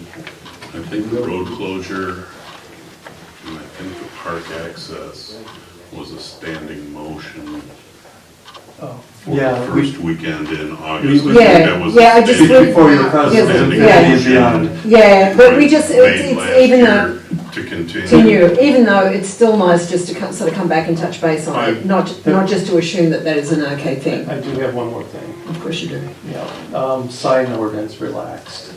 We've talked about that for years. It's really tough putting the little yellow signs up the week before and having them down the day after. So something we can do with that to give us a little break there's not a lot of us putting up signs, and that's the only advertisement we do besides the paper. Jim, I thought that was fixed last year. I thought so too. Yeah, I can't remember what the. I don't know, we talked about it, and we didn't vote on it, we said we had to go before a special committee to talk about the sign ordinance. I thought we dealt with that. I thought that was taken care of. I thought it was taken care of too. I'm not sure how you check on it. If we could just do it, even if it's like the week before and a couple of days afterwards. Yeah, nobody wants signs out for a month afterwards going first, festival first Sunday in August. That's really counterproductive to life. But signs aren't allowed in the, what am I trying to say, They have to be, they can't be in the right of way, no, and we Right, don't. they can't be in the right of way. Other than No. that, yeah, I can tell them to hang back. Yeah. Yeah, but it's more, it's not so much putting the signs out, it's removing them. It's the time frame of removing the signs. I mean, we like to have them in within a couple of days, and technically it was technically the ordinance was a week before the event. Right. So if we could have maybe a couple of days that side, and I want them all back by like Wednesday, Tuesday at any rate, because one, you start losing track of them, and two, they're a blight on the, Right, on the thing. where are the signs housed? Because I may know a 14-year-old and soon to be 12-year-old that may be able to do some community service. We love community service. Also too, if you've got any community groups that need to earn a few extra bob, like some Boy Scouts or something, if you come and pick up trash at the festival or put out signs or something like that, we'll make a donation to the, to the cause and that, because that's how you get people to do things. Right, now these two little girls that I know would do it voluntarily Okay, well, because the that's mama okay. bear says so. We have a storage. Well, yeah, I'll be voluntold. We have a storage unit up at Brown's where we keep stuff, so, Okay. just get hold of me. So Okay. don't ask Sherry for my phone number, because apparently she. I see you have it on here. I do. It's okay. Oh, that's great. All right, so are we good? Anything? Yeah, anybody have anything? No, just make sure, double check the sign ordinance, and I don't want it to be considered that we're giving a specialty for other. Right. No, I'm just Yeah. saying, let's modify the sign ordinance completely if this is the case, so it doesn't, no one else can complain, because. Yeah. Right, if we set a precedence, it's already gonna be a We even precedent. talked about a permit, that we have to take a special permit out. Well, if that's what we do, and we Yeah. put the permit number on the signs, Yeah. and we set a precedent for that, that's fine also. When we pull signs, we don't just toss them in the dumpster. I know, We we- hold them for a right, while. well, yeah. Let people come and get them, we're Yeah. not. Oh, no, they're not. Yeah, it's I know, just, they just don't wanna get hit with something from the code enforcer saying Right. that they've got all these signs skewed all over town. Well, they disappear, and then that's our Right, no, advertising. yeah, no, I That's know the all problem. about that. yeah. I know all about So we'll that. review the sign ordinance and make sure it's just for everybody. Okay, Yeah, I that's fine. appreciate that. Yeah, exactly. All right, well, thank you for your Thanks time. Thank you very much. Thank you. Woohoo, good times. Okay, now we can move on to unfinished business. Let's see, adopt resolution number 2019-07, change method of pay for building inspector to bi-weekly. Sherry, what's the reasoning behind this? So he can get paid, get a paycheck on the month. Same numbers spread out? Same amount, just spread Yeah. out. There's no wage increase. Pardon me? There's no increase in wages. Yeah, that's right. We don't pay him by the hour, we pay him, Yeah. By the job. Yeah. he's just asking that it be spread out over the month instead of I don't have a him. problem with Right, that. and- It's kind of disheartening to hear that there's some complaints with the system. But Yeah, I it's wasn't based, aware that That's there was another- complaints that's- as well.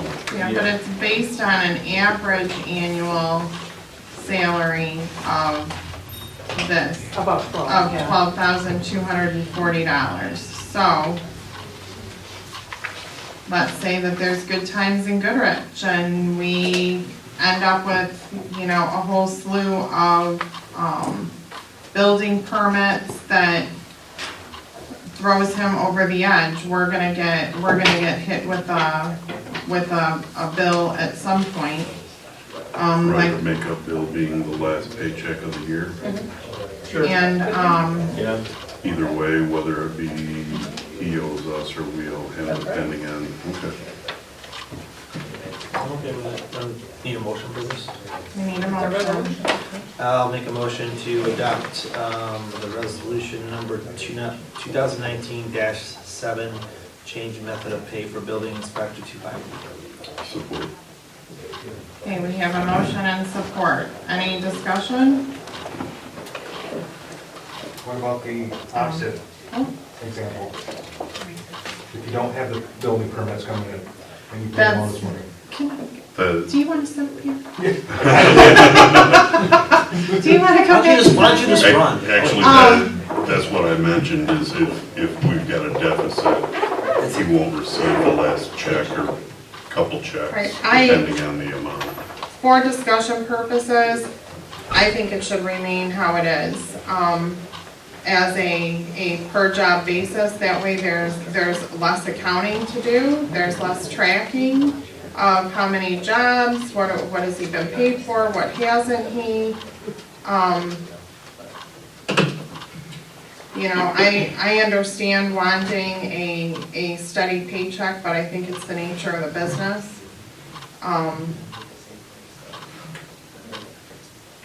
That's my discussion.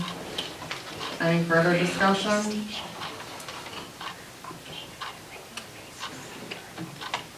Okay, no further discussion. We have a motion and we have a second. So since this has to do with money, the motion was to do the bi-weekly based on an average of $12,240 for the builder inspector's pay. So if we could do a roll call vote, please. Baraco, Yes. Shimataro, No. Light, Yes. Massey, Yes. McCafferty. No. Okay, so we have 3 yeses and 2 noes, the bi-weekly carries. Okay, now, new business. The abyss of resolutions.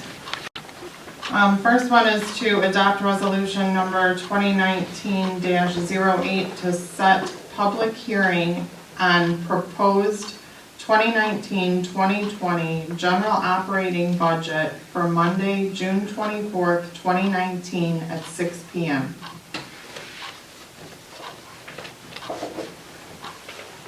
Motion to support the resolution? Support. So we have a motion and support. Any discussion? Okay, roll call vote, please. Baraco, Yes. Shimataro, Yes. Light, Yes. Massey, Yes. McCafferty. Yes. Okay, next resolution. Adopt resolution number 2019-9 to set Village of Goodrich proposed millage rate for fiscal year 2019-2020 and set truth in taxation public hearing Monday, June 24th, 2019 at 6 p.m. Now, this is where we talk of the proposed. This is, we're not voting on anything. We haven't had the public hearing yet. So this is just the proposed millage rate that we're going to consider. There were, Sherry, do you want to discuss this, or do you want me to go forward and discuss it? Well, it's like you had said earlier, this was discussed with equalization. Okay, there's 4 options. Right now, we can, right now, if we do nothing, it will roll back to our base tax rate of 5.0872. So we're gonna go from 5.3251, which we have assessed in 2018. If we do nothing, it'll automatically roll back to 5.0872. But because of our increase in our taxes and our property rate, it's still a bit of an increase. It'll be an $8,000 increase if we do nothing. It'll add $8,000 to our general fund if we do nothing. If we maintain what we have right now and stay at the 5.3251, it will increase it by $15,843 approximately. So that's if we maintain what we have right now. If we increase it from the 5.3251 to 6.0000, it would be an increase in our general fund of $60,000 and $789 approximately. And then if we went to the max, which is allowed without a vote of the people, 6.9190, it would be an increase, and this is a year, I'm talking yearly, folks, of $121,990. Now, whatever you choose, whether it's the 8,000, the 15,000, the 60,000, or the 121,000, and those are all estimates, close but estimates, that could all be earmarked, whatever it is, we could earmark it strictly for road improvements. It would not be spent for anything else. Okay? The average homeowner property value in the village of Goodrich is $127,000. The taxable value is $63,500. If we went with option A and did nothing, your taxes would increase, well, they would. It would increase by $15. By $15.11. And that's annually. Annually. If we maintain what we have, your taxes are gonna increase by $42.86.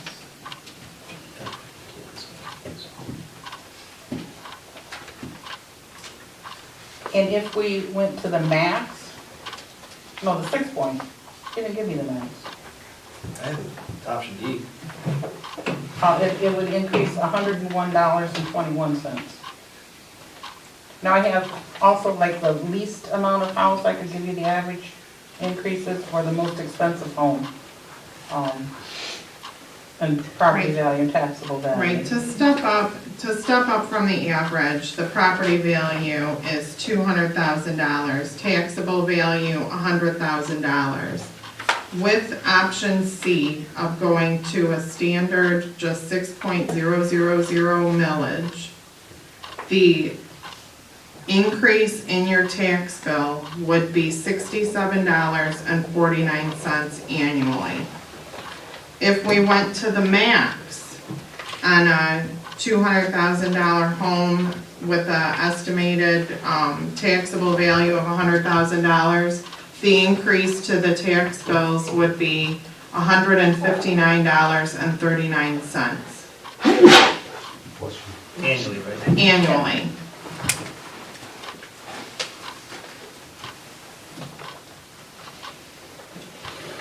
So $13 a month. That's little. And just making sure, I know you have the second page, but I just want people to understand that out of the 27 other villages and communities with home-like values, we rank third from the bottom when it comes to tax assessment. So there's obviously a disparity there for that low on the tax scale. Average is about 8. And we're at No, we're at 5. You guys are doing it right.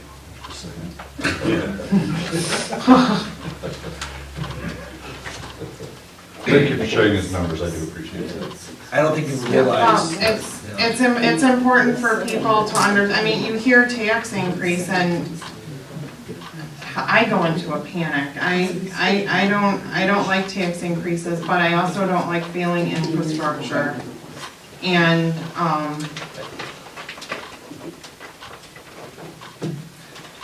I mean, and I understand the fixed income situation, and I don't, take that lightly, lightly with right, people, but. I don't either, but But if- you have a growing community, this community is not stagnant, it is growing exponentially. If you look around how many kids are in this community, there's tons. The school rate is by far increasing.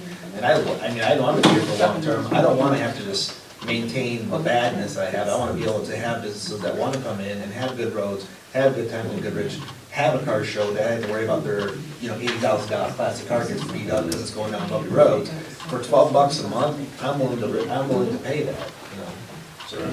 Well, here's a good point too. Good question. 15 excuse me just a second. 15 years ago, they were assessed here a little over 7 mills. Even if you went to the 6, let's say you go to the 6, you're gonna be paying less than you paid 15 years ago. You're still paying less than you paid 15 years ago at 7. I'm just saying, the cost of things are going up, and we're doing this not to give us raises. We had a wage adjustment of COLA of 2%. It was a 21-cent raise for me, and I'm the highest paid, so what do you think it was for everybody else? Not much, people, not much, and it was a COLA, not a wage increase. But my It was concern a wage isn't all of adjustment. that. My concern is that this town is, like we just saw today, the arguing and everything about Parks and Rec, and we scream and holler about $5. Do I trust this village to actually do what they're supposed to with this money? We have to. we have to, it's the law, number one. We have auditors look at the books, and if you earmark funding for a specific project, that's what it's for. You Okay. can't move it around. Okay, and I understand that. And to answer your question about maybe it is a small amount for people like me, but I've just been assessed for the drain assessment. And I'm waiting to find out when that's gonna happen and how much that's gonna hit me. I also have heard in this meeting that there's lawsuits here. We'll probably get assessed for that. There's a dam that needs repair, and we're gonna get assessed for that. How am I supposed to, as anybody else in this village, gonna afford this on a fixed income just because you guys think I should? You have to understand there's people at the bottom here too, not just people in the million-dollar homes here. I'm at the bottom, and so are a lot of other people. And I understand the roads are bad, I ride them. But as I said, I take care of mine, and I cut expenses. You guys are talking about parks and recs and signs and banners and all kinds of crazy stuff when our roads look like crap. And maybe we should be adjusting what we're spending our money on. Because maybe we shouldn't be doing all this other stuff. Maybe we should be concentrating on our roads and spending our money on that. That's my problem. And everybody on my street, that's our problem. And every time I look at social media, and we talk about any of this on there, you hear them say the exact same thing. That's what I'm saying.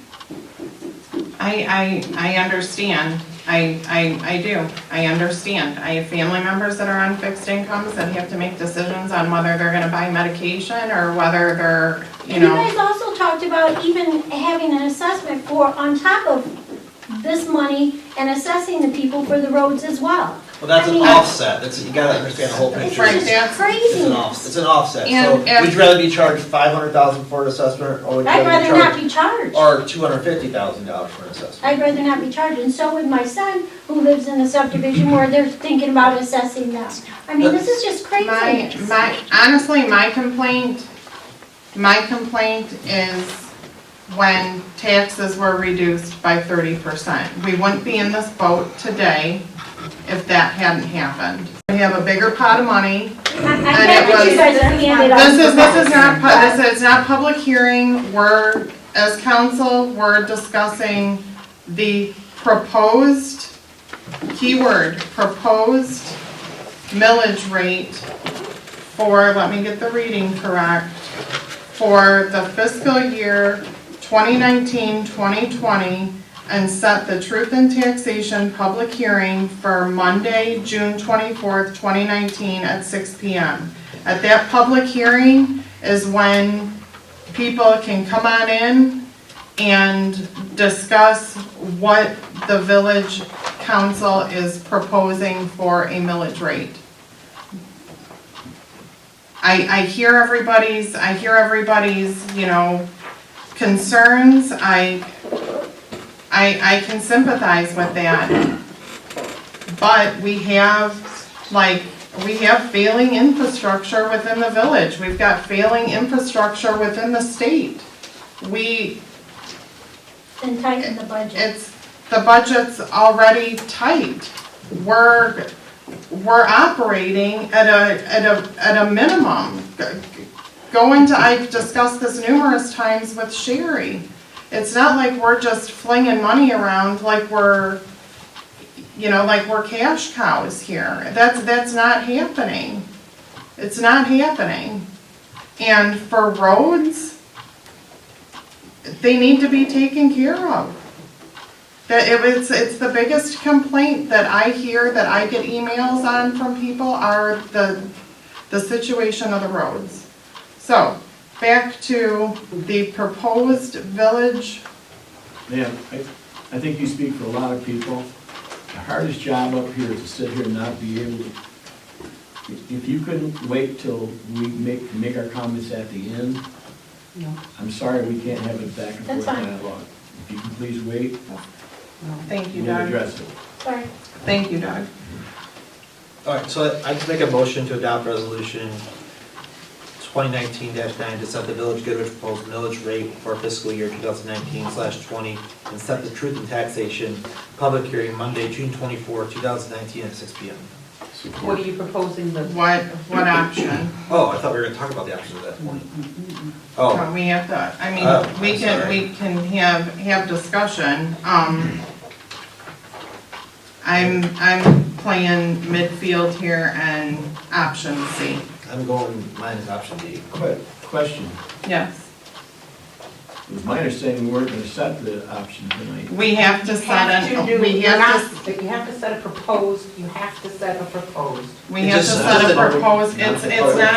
It's It not, can change in the that public meeting. hearing. It will change. It can change at the public hearing, but we have to set a proposed millage rate to have the public hearing and the truth in taxation meeting on the 24th of June. Okay, so I'll put, say, option C, and then we have a motion, and then So you have to have a motion to get to that meeting.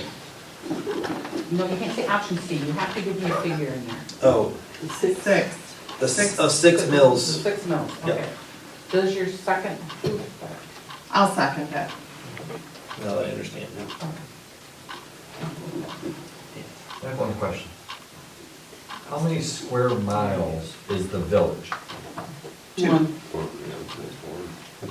It's 2 square miles. 1.25. We have 3 We got all answers. different answers, but. But yeah, that's what I'm asking. What's the real mileage, square mileage of this village? 1 square mile. 1 square mile. Okay.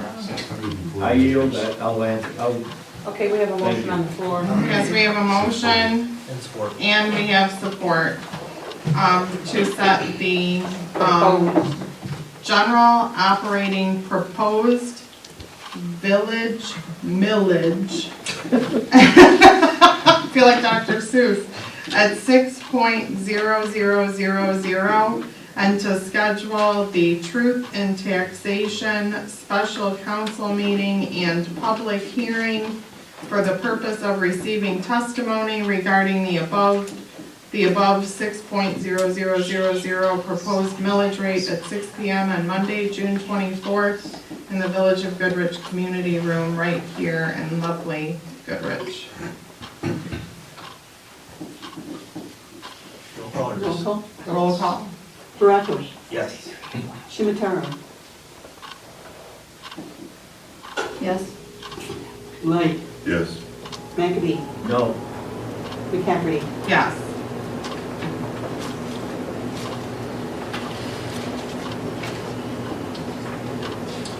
Okay, next,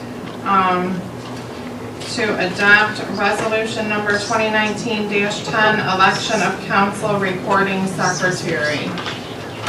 We've had Miss Tracy Sasser, who is the deputy clerk,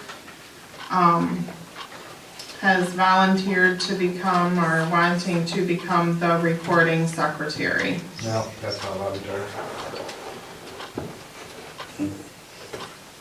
I'm like, what? Settle down. I make a motion to adopt resolution number 2019-10, election of council recording secretary. Support.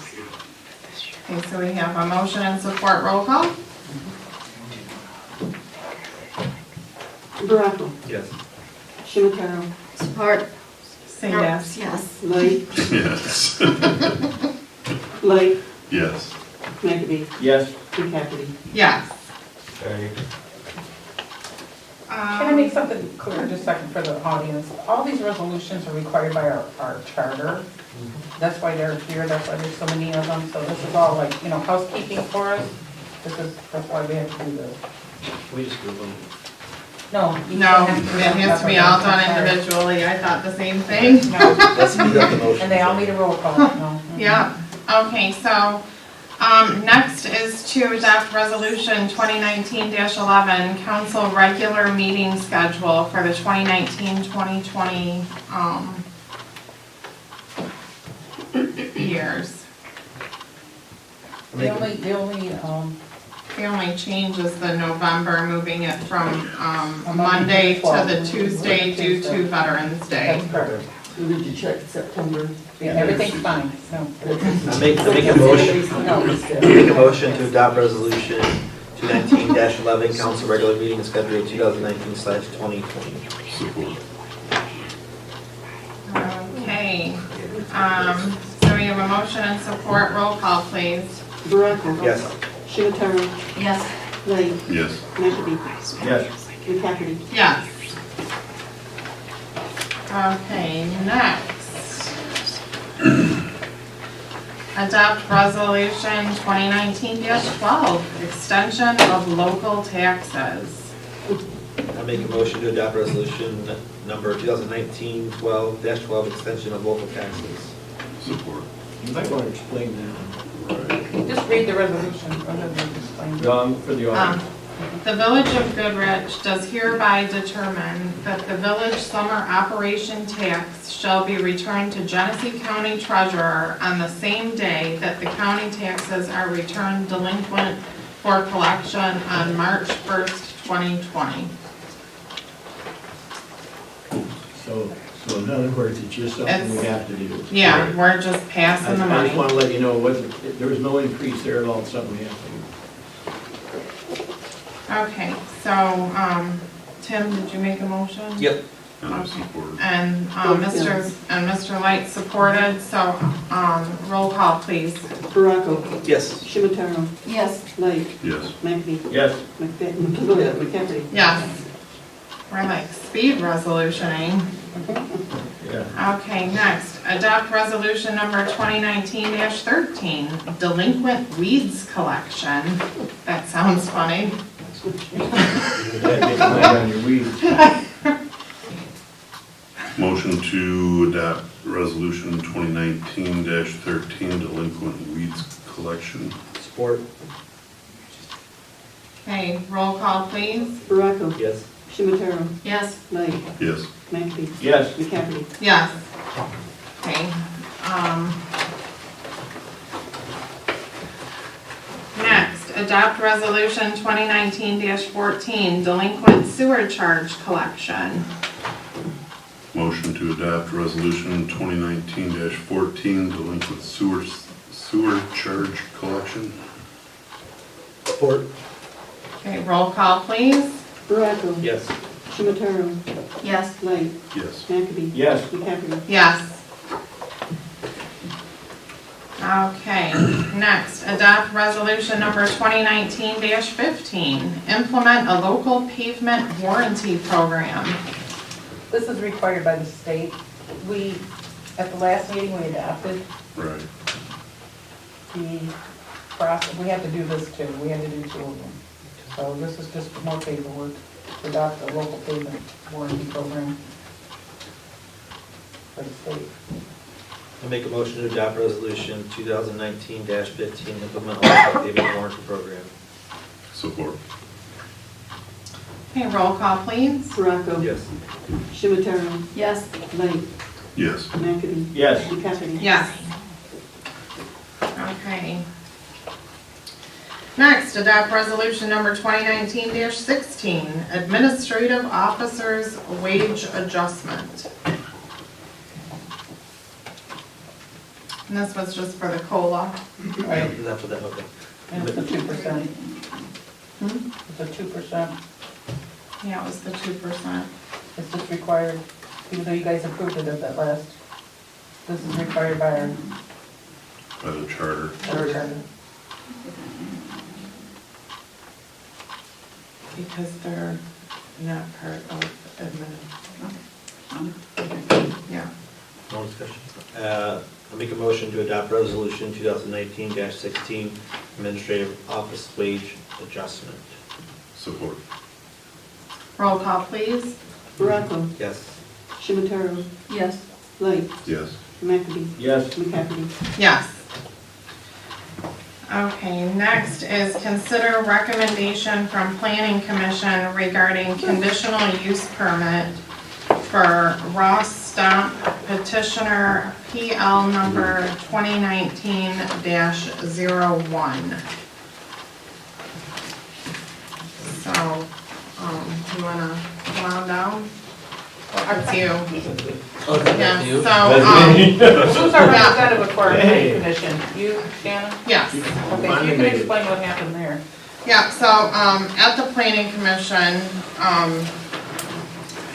this is for the property at, State Road and, Oak for the classic car, retail building, like a car washing station, which is housed inside the building. And, their original plan had, the driveway coming off of Oak Street. They have, 2 entrances, one coming off of M15, but for fire trucks, emergency vehicles, they also needed another, entrance exit off of Oak Street. This driveway fairly close to M15, which, in talking with the planning commission, they had said that they could push it back 30 feet off of M15 to have, this driveway coming in. So it's not to impede any traffic if, I don't know, if all of a sudden there was a mass of people traveling down Oak Street off of M15, it wouldn't cause any issues or accidents. They also, because of the tree plantings and things that, from the planners that were required, would seriously interfere with any of the power lines and such that we have along M15,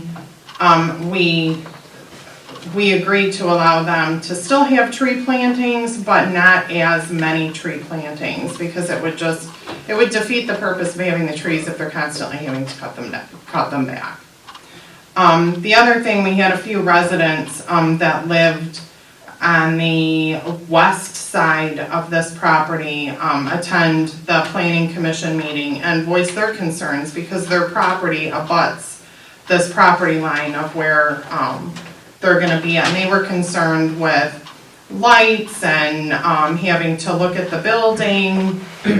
And the applicant had said that they were gonna clean up the back side of this building, which I don't know if anybody's driven back there or looked at it, there's a lot of overgrowth.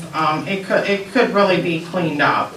And the applicant has agreed to clean that up. Then there was gonna be just a slew of evergreens that were gonna be planted there. The residents had said that they would prefer to have a privacy fence put there rather than canopy trees or evergreen trees. So the applicant agreed to have a privacy fence run along the back side of the property to the dog leg to connect with the existing privacy fence that is already there. So the purpose of this business is classic cars. The applicant made mention that the majority of the business is done online. He rarely meets customers. From what he said, he ships cars back and forth. There's really no repair work or painting or anything that happens at this facility. If it's a repair, it's to change a tire. It's not to, you know, drop a new transmission in a car, am I correct? Correct. Okay, so, and then they have a 9-foot entrance into the building where they would do like cleaning of the cars, detailing. So it's not gonna be like a auto dealer that, you know, you're gonna hear people going in and out for oil changes and things like that. That's not what the intent of the business is. They currently have a business in Ortonville on the west side of M15 that most of us have probably driven past, and there's never really a whole slew of traffic there or parking lots filled. So they were gonna have normal operating hours. I didn't bring my paperwork on your hours. What was it, like? 8 to 6. 8 Monday to through 6. Friday, Saturdays are appointment only. Okay, so if there's anything that I have left out that you would like to speak of, you can be presidential and stand at the podium if you'd like. I mean, my business isn't gonna impede anything that goes on in the village as it is now. It will bring some, what I would call higher end people into the community. The general public that we sell to is 50 and older. They're all classic cars. Those are the people that have the money, are 50 and older people. I mean, it'll be a nice business for the community. The building's gonna be very nice. It's gonna be a log front. You know, nice overhang on the front porch. It's gonna be a very nice building.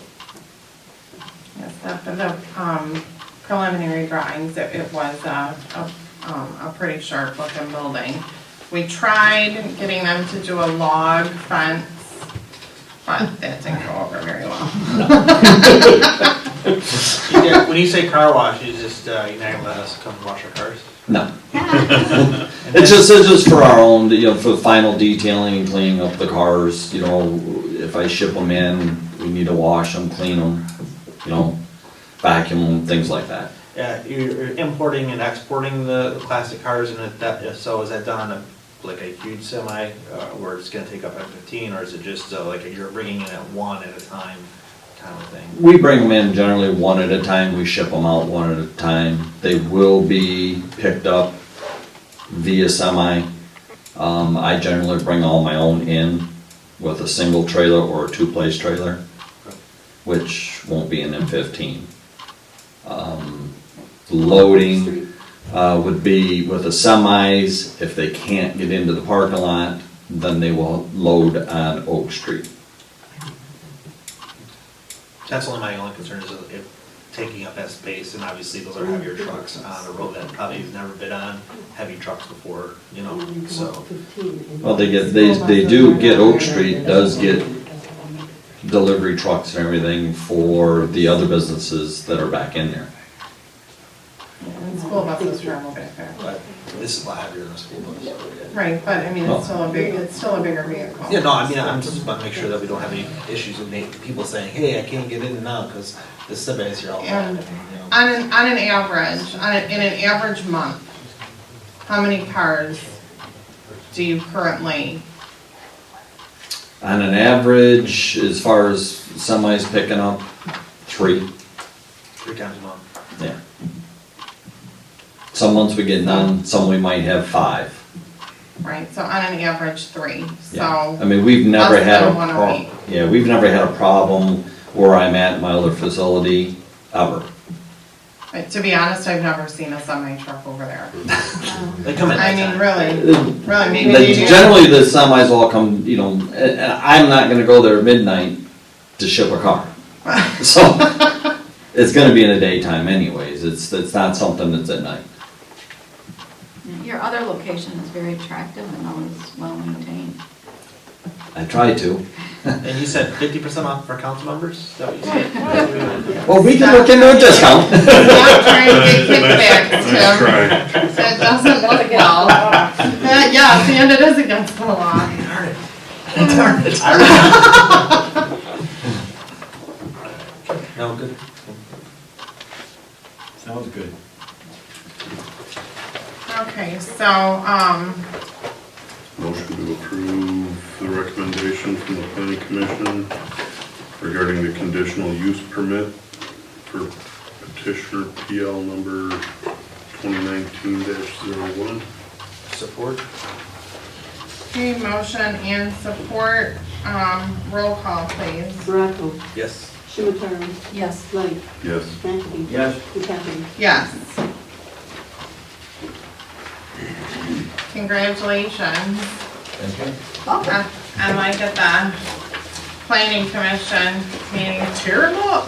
It's the only thing I know about classic cars, so people yell. But he said they don't do that. So we can all rest assured that we're not gonna listen to any of that kind of stuff. Next is consider recommendation from planning commission regarding conditional use permit from Fred Saber, petitioner PL number 2019-02. Come on down, fellas. Okay. These folks here are, came in front of the planning commission. They currently run, a dog kennel. I believe that's also in Ortonville. Yes. And they're looking at the property that is on the west side of M15, just north of Green Road, that triangular piece of property that is for sale there. Their request was to be able to house dogs only.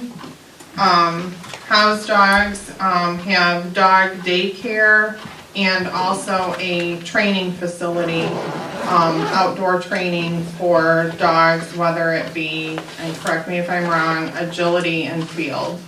Yes, and obedience. And obedience, yes.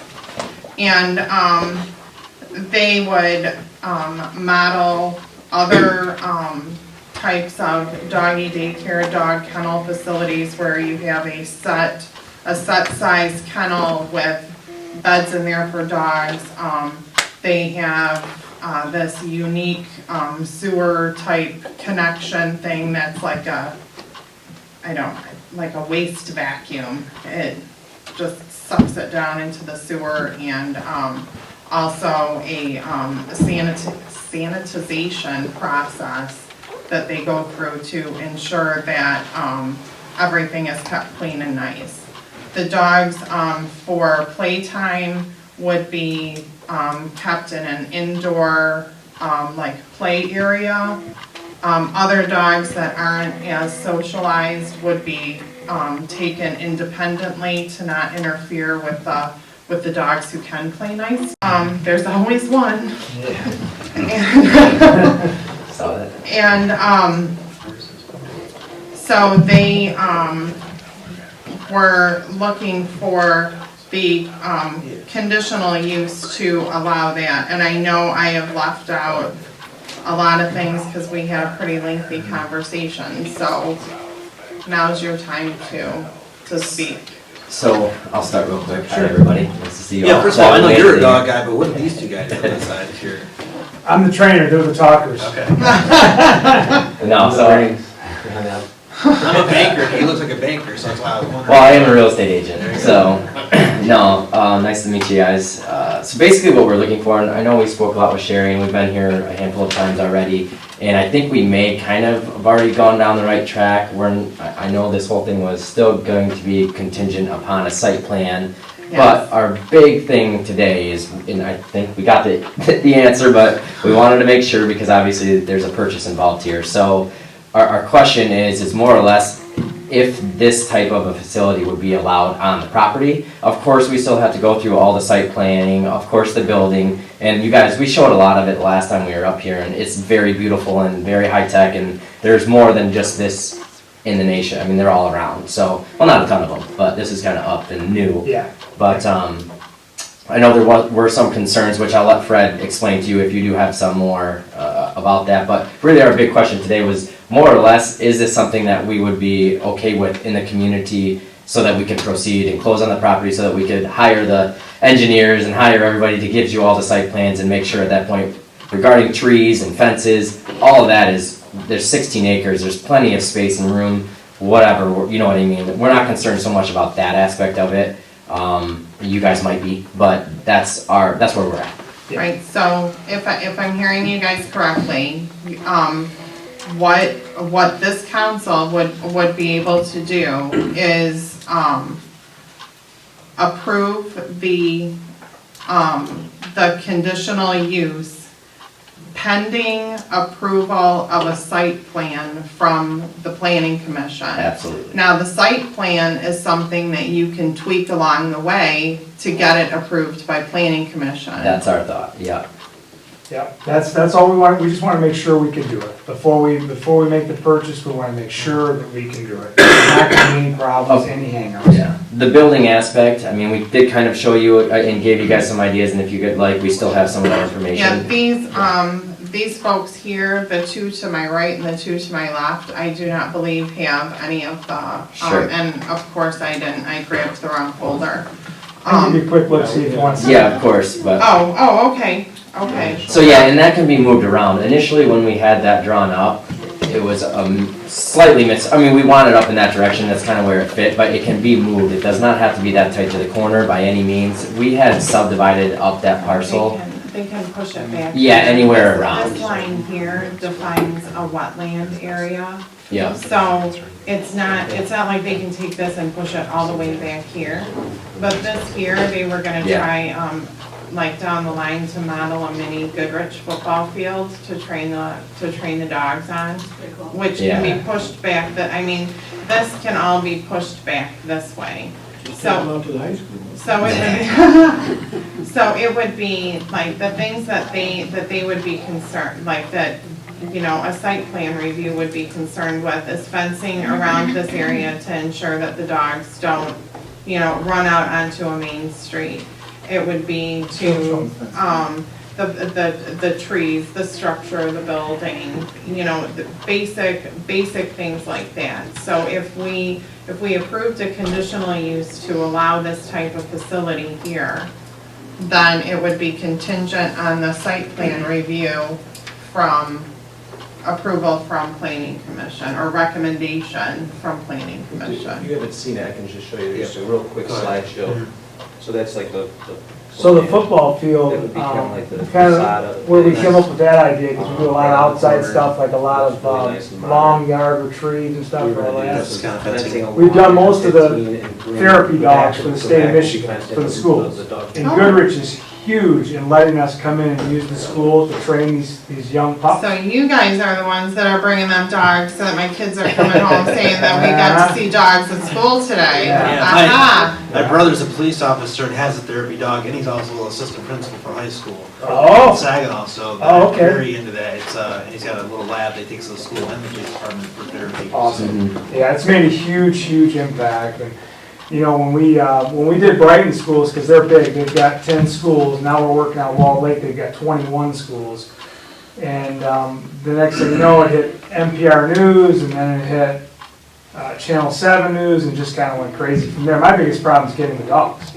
Yep. But with the kennels that we run now, the way that this industry is going is everybody wants to see their dog on TV. So when they're at these daycares, they're able to log on and they can see it and they say, "Oh, look, he's sitting." You know what I mean? So they want to be panting. Yeah, he's panting. Yeah, it's better than working, right? So this is just kind of the way that the industry's going. And the way they're designed with, okay, like a 10,000 square foot building, Roughly half of that is designated to the rubber floors and wide open area.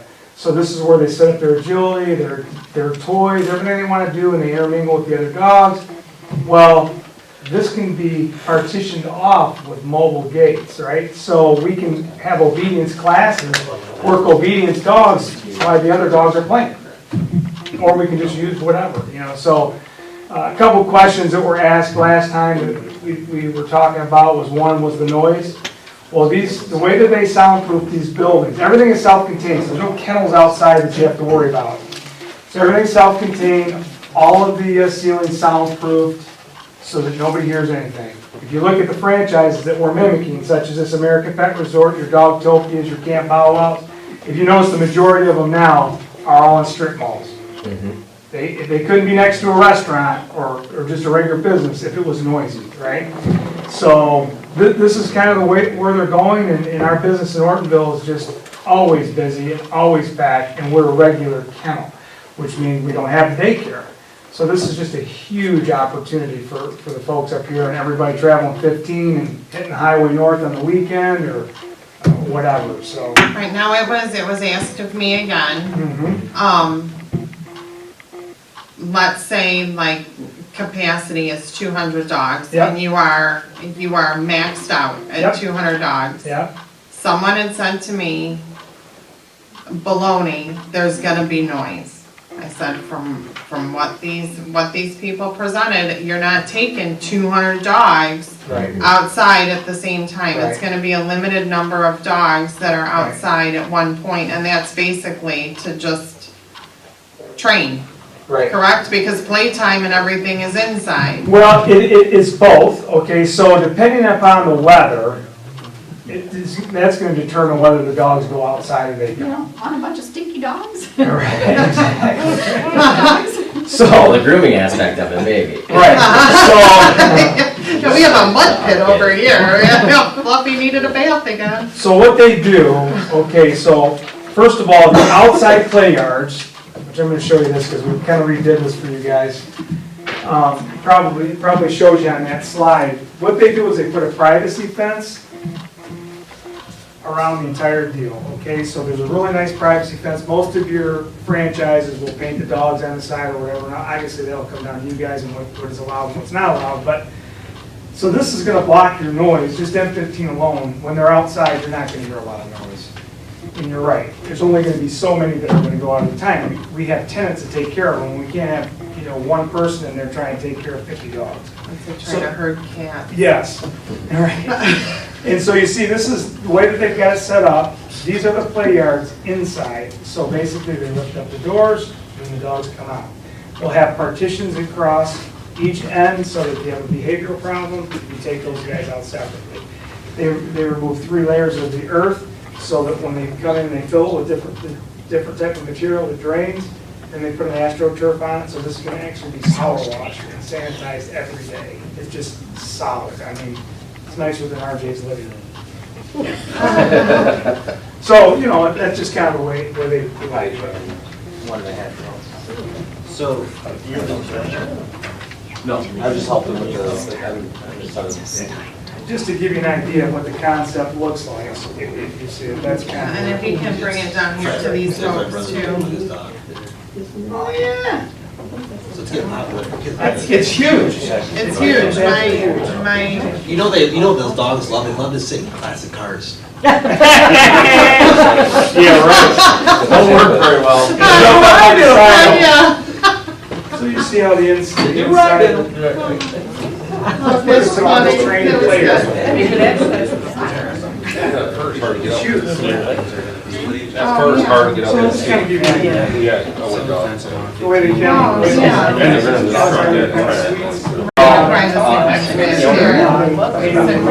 yeah. So that the dogs can never tear it up. It's a little like monitors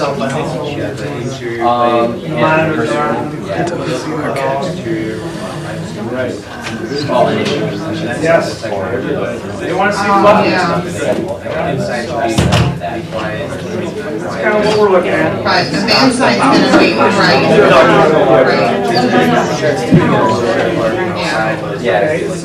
Yeah. Okay. Yeah, we're looking for. Motion to approve the recommendation from the planning commission regarding conditional use permit. I don't believe that. Support.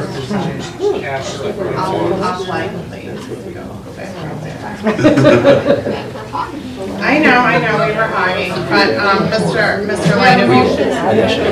Yeah. So we have a motion and a second. What was the motion, please? We can ask To that, approve yeah. the recommendation from the planning commission regarding conditional use permit for petitioner PL number 2019-2.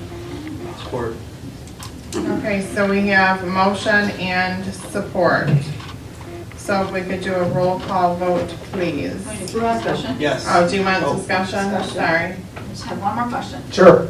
I know it's been talked about before about putting a light at that corner. Will that be something that becomes more necessary?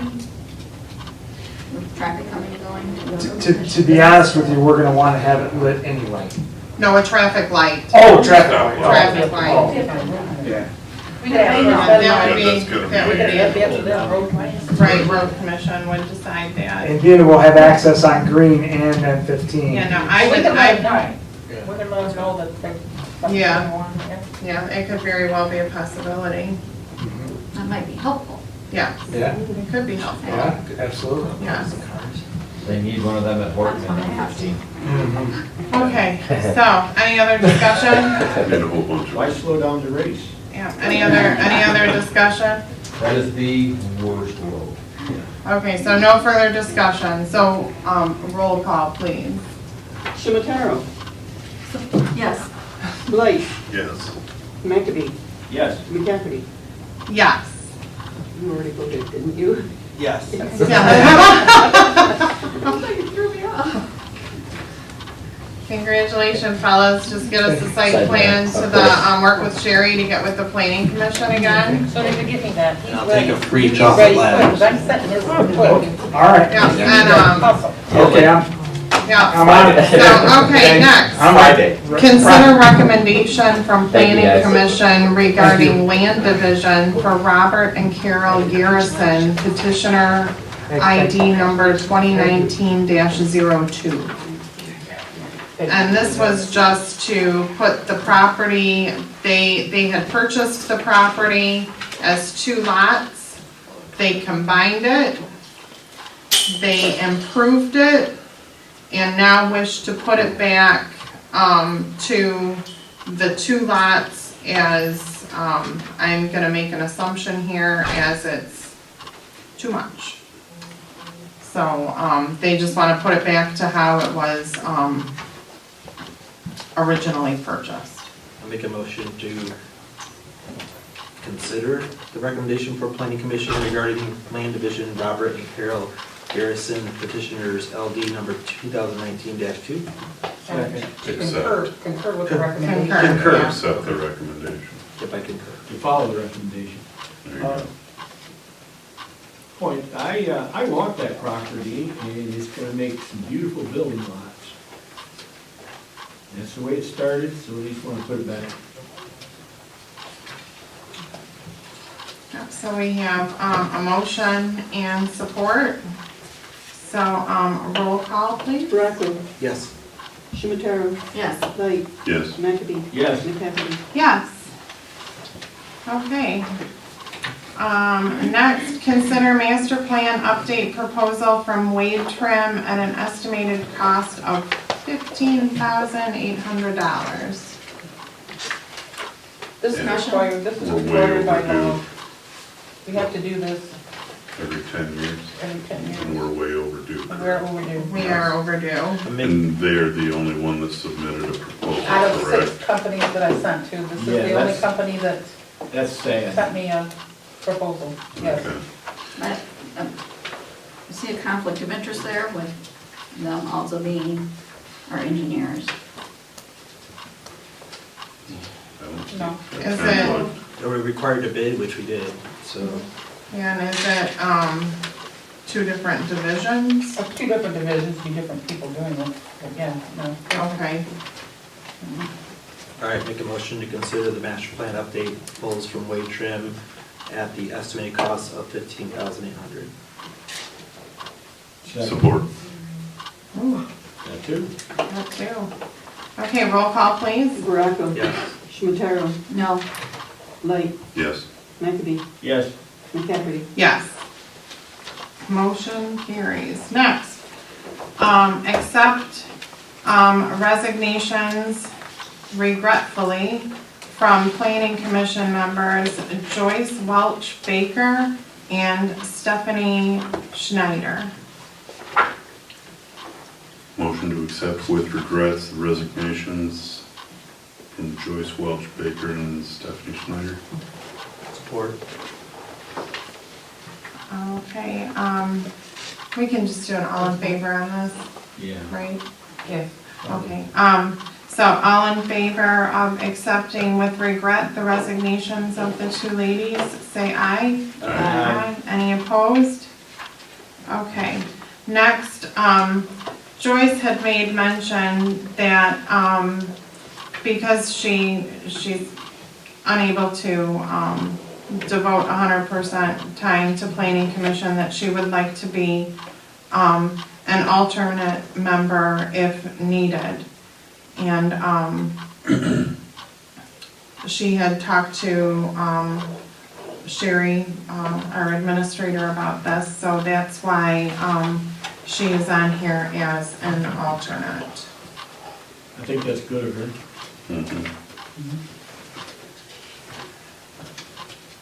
Motion to appoint Joyce Welch Baker as alternate member of the planning commission. Support.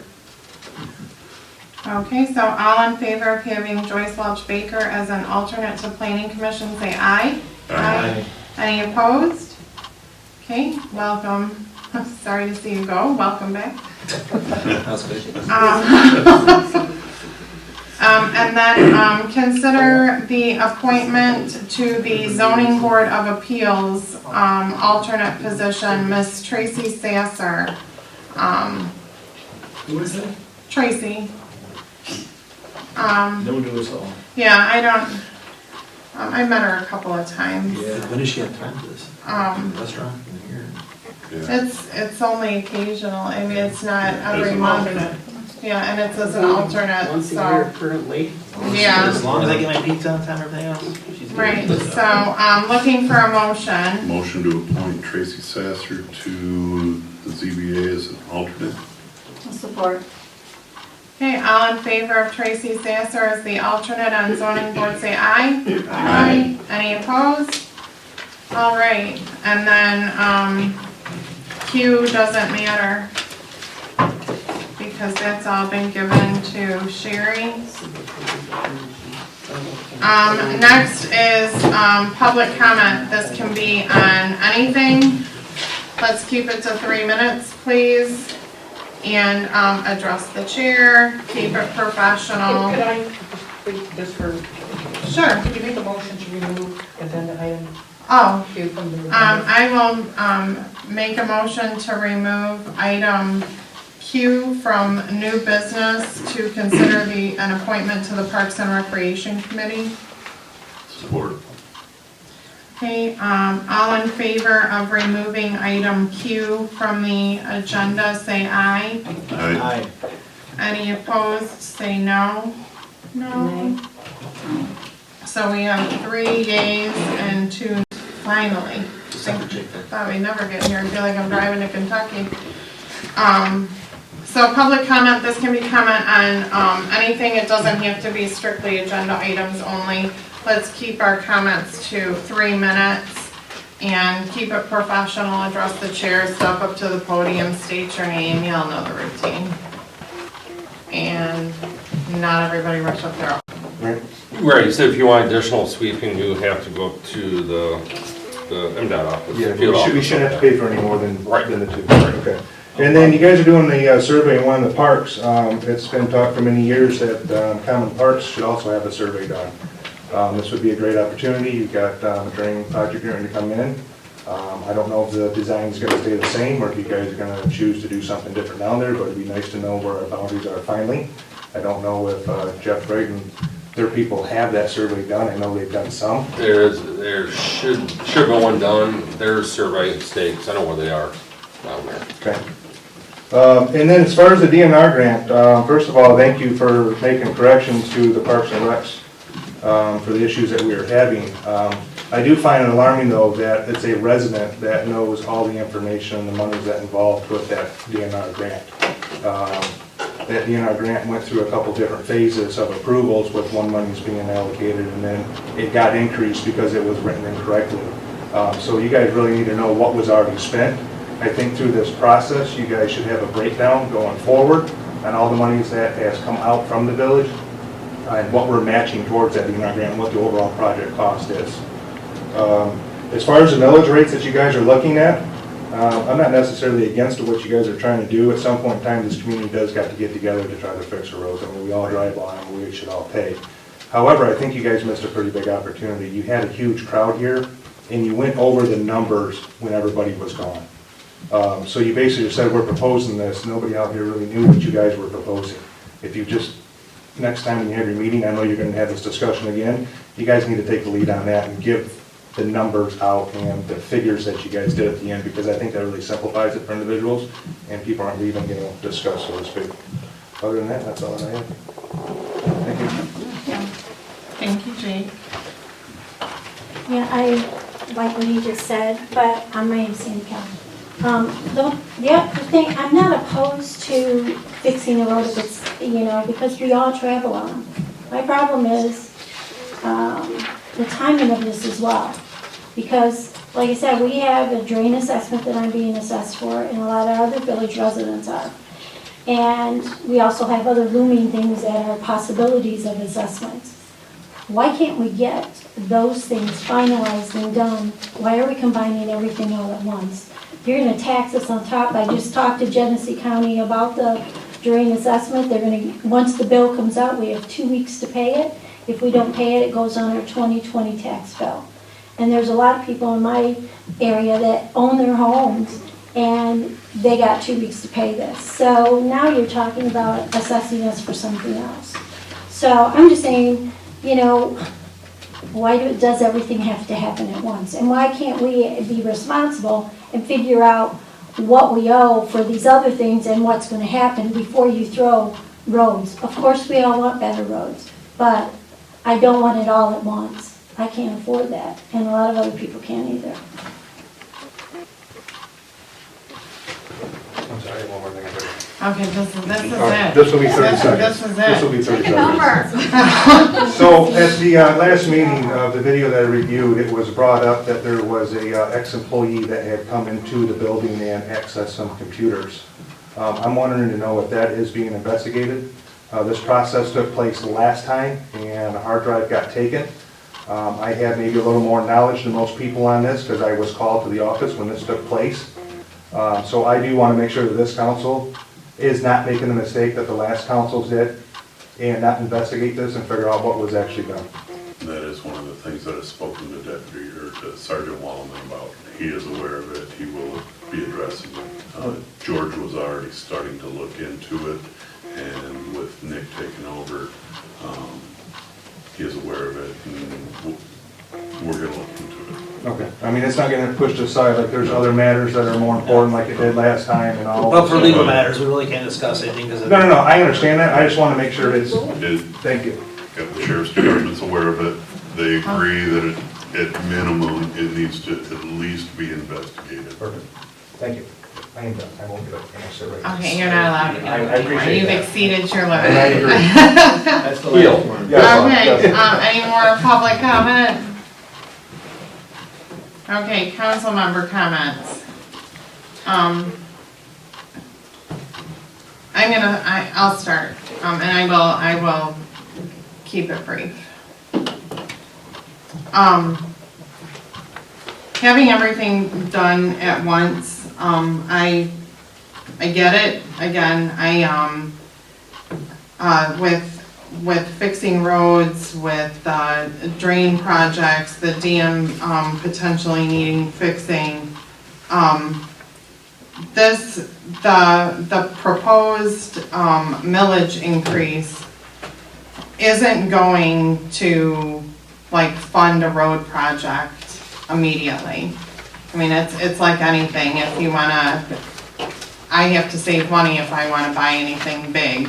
So over time, we'll be putting money into this like allocation designated just for roads to get a bigger pot of money. So hopefully it won't cost residents a huge amount of money. I can speak for myself. I'm sure that I speak for other council members. If you don't agree with me, please.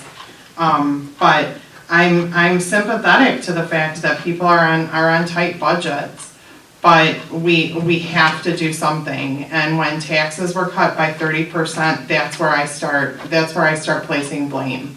Because again, we wouldn't be in this situation now had that not been done.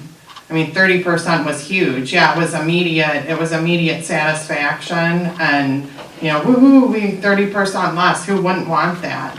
But the bigger picture, look at what it's caused. Failing infrastructures, I mean, things that are underfunded. And then it just starts spiraling downhill. Overall, I think that, you know, we're trying to stay on task with things that are important to the village, that really need to be looked into. And I'm proud to be a part of this council. I was proud to be part of the last council. I mean, we don't always see eye to eye on things, and yeah, it seems like we bicker back and forth, but I mean, that's what happens in government. I work in government. This is no different than my everyday.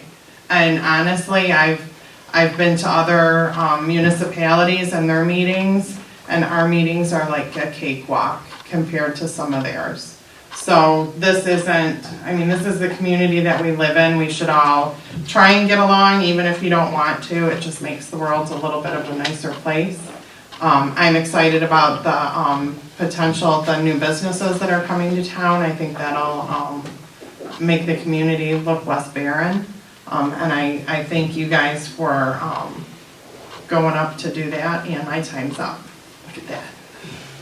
All right, I'll just say I agree with you, Shannon, and I understand your point with everything coming at once. When I first started the council 3 years ago, and we wanted to spend money, I was always told, we don't know, because we don't know what's going to happen with this lawsuit. We don't know what's going to happen with this, and we only can say that so many times. We just got to start doing instead of just hoping for the best. So that's where I'm at. That's it. I gotta go. My kids are waiting for me to get ready. I didn't make a motion then. Yeah. Any other comments? And I'm holding everybody and watching my clock. I want his time that's left over. Okay. Short comments. Don't take that over for a minute. Okay. Thank you. Here, we got it. You're on the timer. Well, thank you for sticking with us so long. You guys should be rewarded. Yeah, there should be donuts. Or donuts or something. Donuts, I'm looking like a steak. Okay. 3.5 hour meeting. Yeah, we do have a good place to live, and we have good neighbors, good schools. And I know it seems to me like we talk negative a lot, but we are looking to the future. A couple points, we talked about the 30% cut in the taxes. The mistake that they made was they didn't cut any spending. So eventually it catches up to you. If you have less income and your spending is forever increasing. One thing I don't think we've covered here is that, and I think about the next 2 weeks, you're gonna see some limestone going down, is that right? The weather's holding Well, up. depending on weather, that's all. Yeah, that's true. We're ready to do it. We're going to put limestone down on the dirt roads. So we will start seeing some improvement in the roads. And limestone works. If the sun's shining and it's not raining, go out Dutch Road. You go down at the end when you go out of the village limits and you're looking at the township, you look at the difference between the roads, and I don't mean that, I mean that the mix of what you're dealing with, you'll be able to tell where the color changes is what I should have said. You'll see how it's easier to maintain, and it's gonna last longer, that we hope.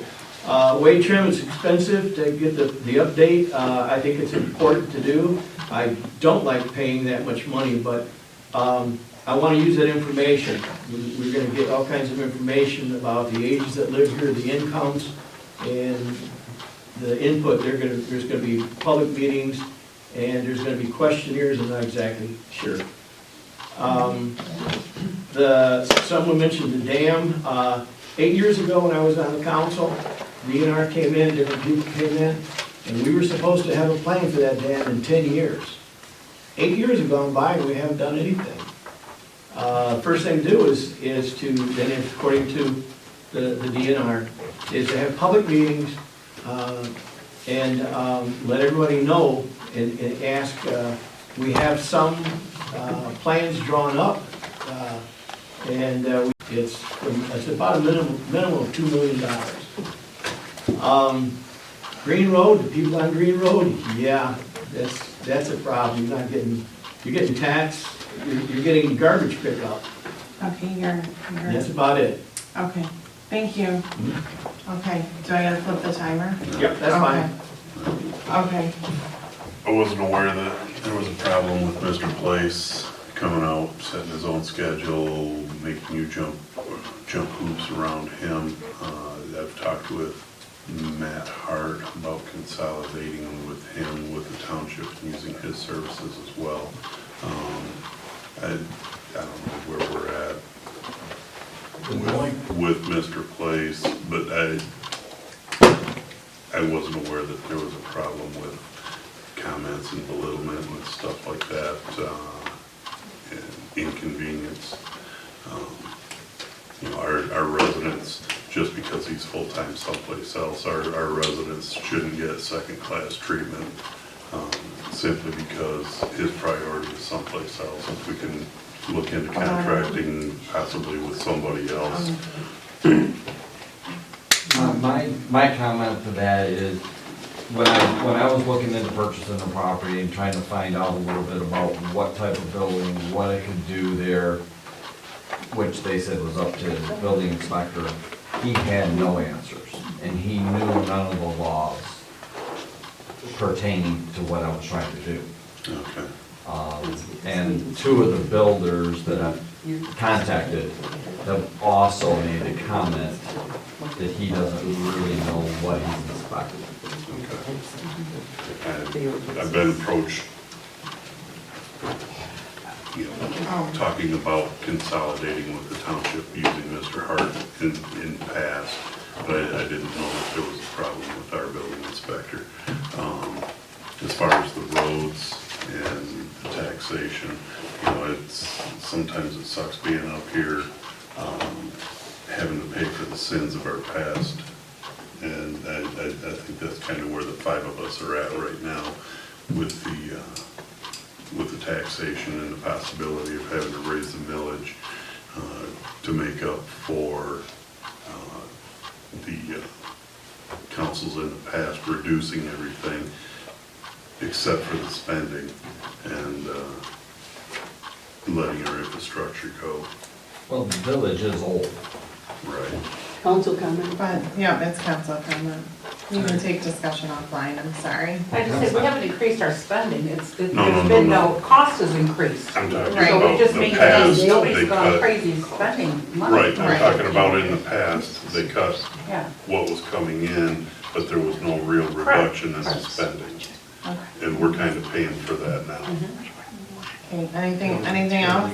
Hey, one more thing. Okay, one more thing real quick. It's 9:30. Since the drain's coming through the park, through the tennis court, and obviously this last couple of years, what's gonna become of the tennis court? Because one reason we haven't fixed the fence is because kids still sit there and cut it, but the drain's coming through too, so there's no sense you know, putting a nice fence up, in fact, the drain's coming through. Right, it was My proposal is eventually, since the equipment's gonna be there, rip up the tennis court and maybe put something half the size, basketball court, or something that kids could use, and that would free up more green space down there too. Volleyball net. Or, yeah, whatever, but. Okay, Wendy, you said that you had a. Yes, I'd just like to make a comment that I think the disbanding of the Parks and Recreation is obviously a loss to the village residents. We did a lot of work that we've accomplished over the time, and we're all volunteers. We volunteer our time. And we have no authority. Everything that was done had to go in front of the village council. There was no cost involved in that. We volunteered. Now, I hear about the Friendship Path. We volunteered our time out there. The equipment was volunteered. And my husband and I ourselves, we went out there and cut trees so there was no deadfall and cleaned it up. It was personal involvement. Yes, yes, you have personal conflicts as you do on any committee, to say that planning commission. And yes, there are personal agendas there that I believe had a huge part in this. The same ones that were creating drama are the ones that are supporting hiring a Parks and Rec director. I will not support funds being funneled to a Parks and Rec director. And I would hope the village residents keep this on the radar. Thank you. Thank you. With that, looking for a motion to adjourn. Motion to adjourn. Support. Support. 9:34.